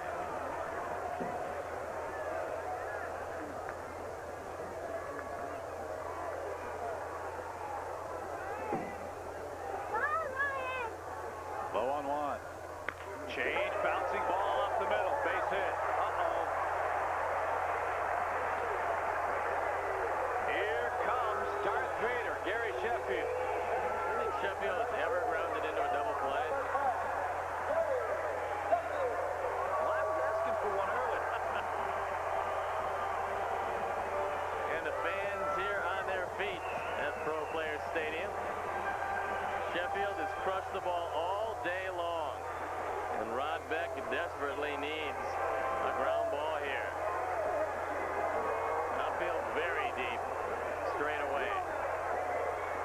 Jackson, the tying run. Sheffield, the potential winning run.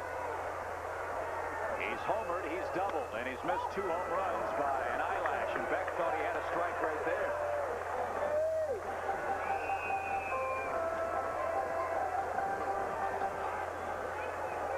One ball, no strikes.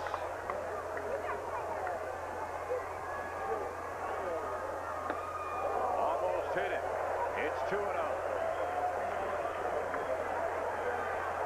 Well, let's be careful with this one. Gary Sheffield has hit 1 home run, just missed 2 others. So he is pretty much dialed in today. Jackson, a good lead at first. Here comes the 2-0. Breaking ball, and he snapped off a dandy.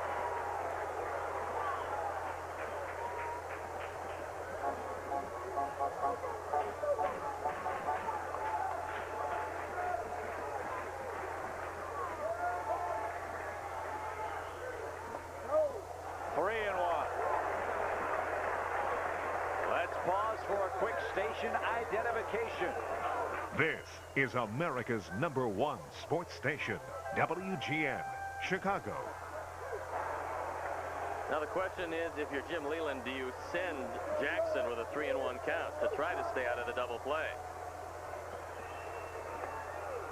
He doesn't. And Sheffield takes ball 4. First and second, nobody out in the bottom of the 9th.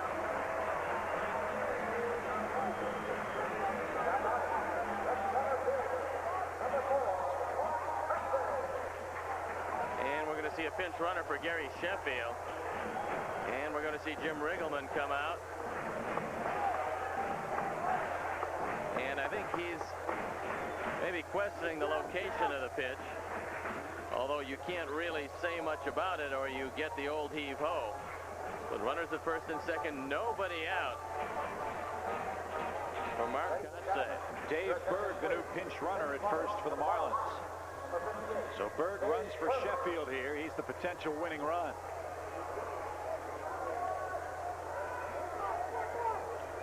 Mark Kotsay, 2 for 4 today.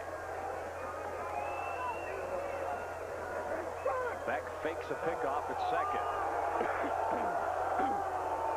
Cubs expecting a bunt. Have Grace and Ori in on the grass at the corners.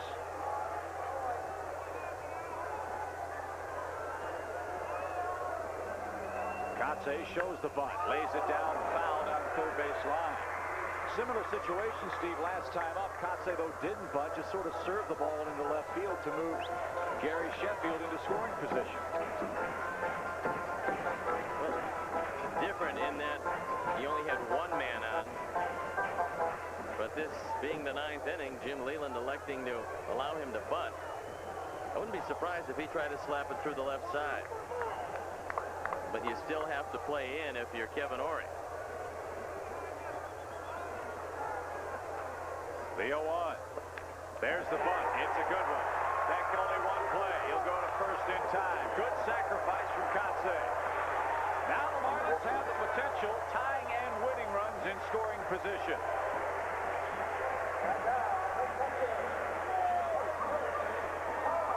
A great bunt by Kotsay. He does this perfectly. And only 1 play. Rod Beck going to first. And the call was Tyler Houston telling him with the play in front of him, you have to go to first base. So the Marlins advance the runners. It costs them an out. And Charles Johnson, the hitter. And you have to play the infield in, although they're just about halfway in the middle.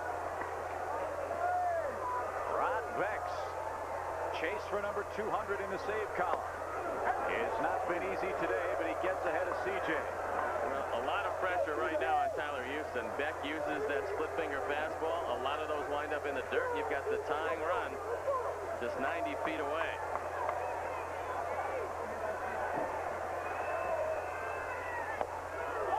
Just missed the outside edge.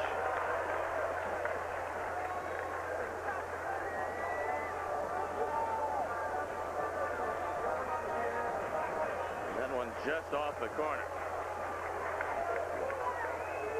1 ball, 1 strike. That one did catch the corner, and he took something off.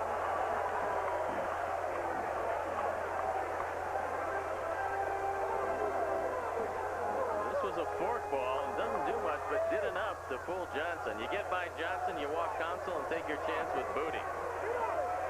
The 1-2 pitch. Foul back our way. He was right on that pitch. Rod Beck left that one right over the middle of the plate. Johnson has been known to strike out. This is not the best contact hitter on this team. He's done it once today. And you need one here. Yes, sir, Bob. 1-2.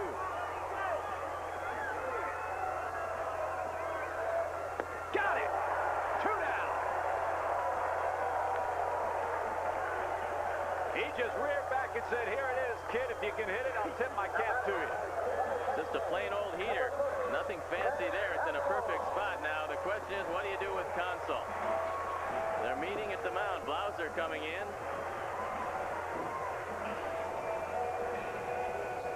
Apparently they're going to pitch to him, fearing that if you walk him, you face Eisenreich. Consul, a good contact hitter, but now with the luxury of being able to play the infield back.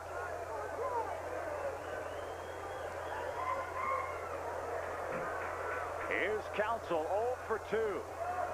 Beck set to go off the line. The forkball missed low.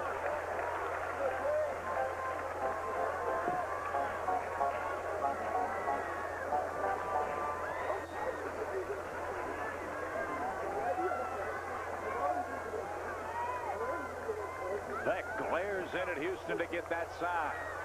Now the 1-0. Right through there he took it. That thing was belt high, too. And Beck's battle back even. Little breaking ball. A high strike. 1 ball, 1 strike. The pitch. Forkball. And he missed it by a foot. And now Beck 1 strike away. From save number 200.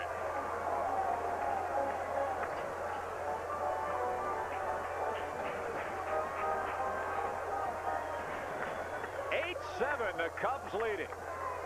They were down 6-0. Marlins had him second and third with 1 out. Beck struck out Johnson. And now he's 1 pitch away, perhaps, from helping the Cubs to win this series. The kick, the 1-2. He got him! Save number 200! And keep that white flag flying, folks, at Wrigley. An 8-7 comeback win for the Cubs. His 200th career save. And boy, oh boy, Steve, these guys just keep on keeping on. There's no quitting this bunch so far this year. This was a great game, and certainly everybody just ecstatic. More important than save number 200 for Rod Beck. The Cubs came back from 6 down with bases loaded and nobody out 6 down, and they came back to win a big one in South Florida. So for the first time since 1996, the Cubs over 500. Look at the reaction of Rod Beck. He's as pumped as everybody else on this Cub team, and it'll be a happy flight on the way back to Chicago. And look at the dugout. Boy, oh boy, you talk about a team win. Everybody pitched in for this one. 8-7, your final score. The Cubs beat the Marlins. Back with more right after this. What do you look for in grass seed? Quick results? We seeded it with Scott. Last time the Cubs overcame a 6-run deficit to win was August 2nd, 1993 against the Pirates at Wrigley Field. The Cubs were down 6-0. The Marlins had the bases loaded in the first, but Chicago comes back to win it 8-7. Bob Patterson beats Jay Powell. Rod Beck picks up his 200th career save. And this final pitch of the ball game, boy, oh boy, it was huge from Beck. And of course, Jeff Blauser's base hit was huge as well in the top half of the 9th inning. Blauser, the veteran shortstop, comes through with a clutch 2-out hit in the 9th. And Mark Grace with just enough, that sore foot, that sore arm and all, to beat the play at the plate.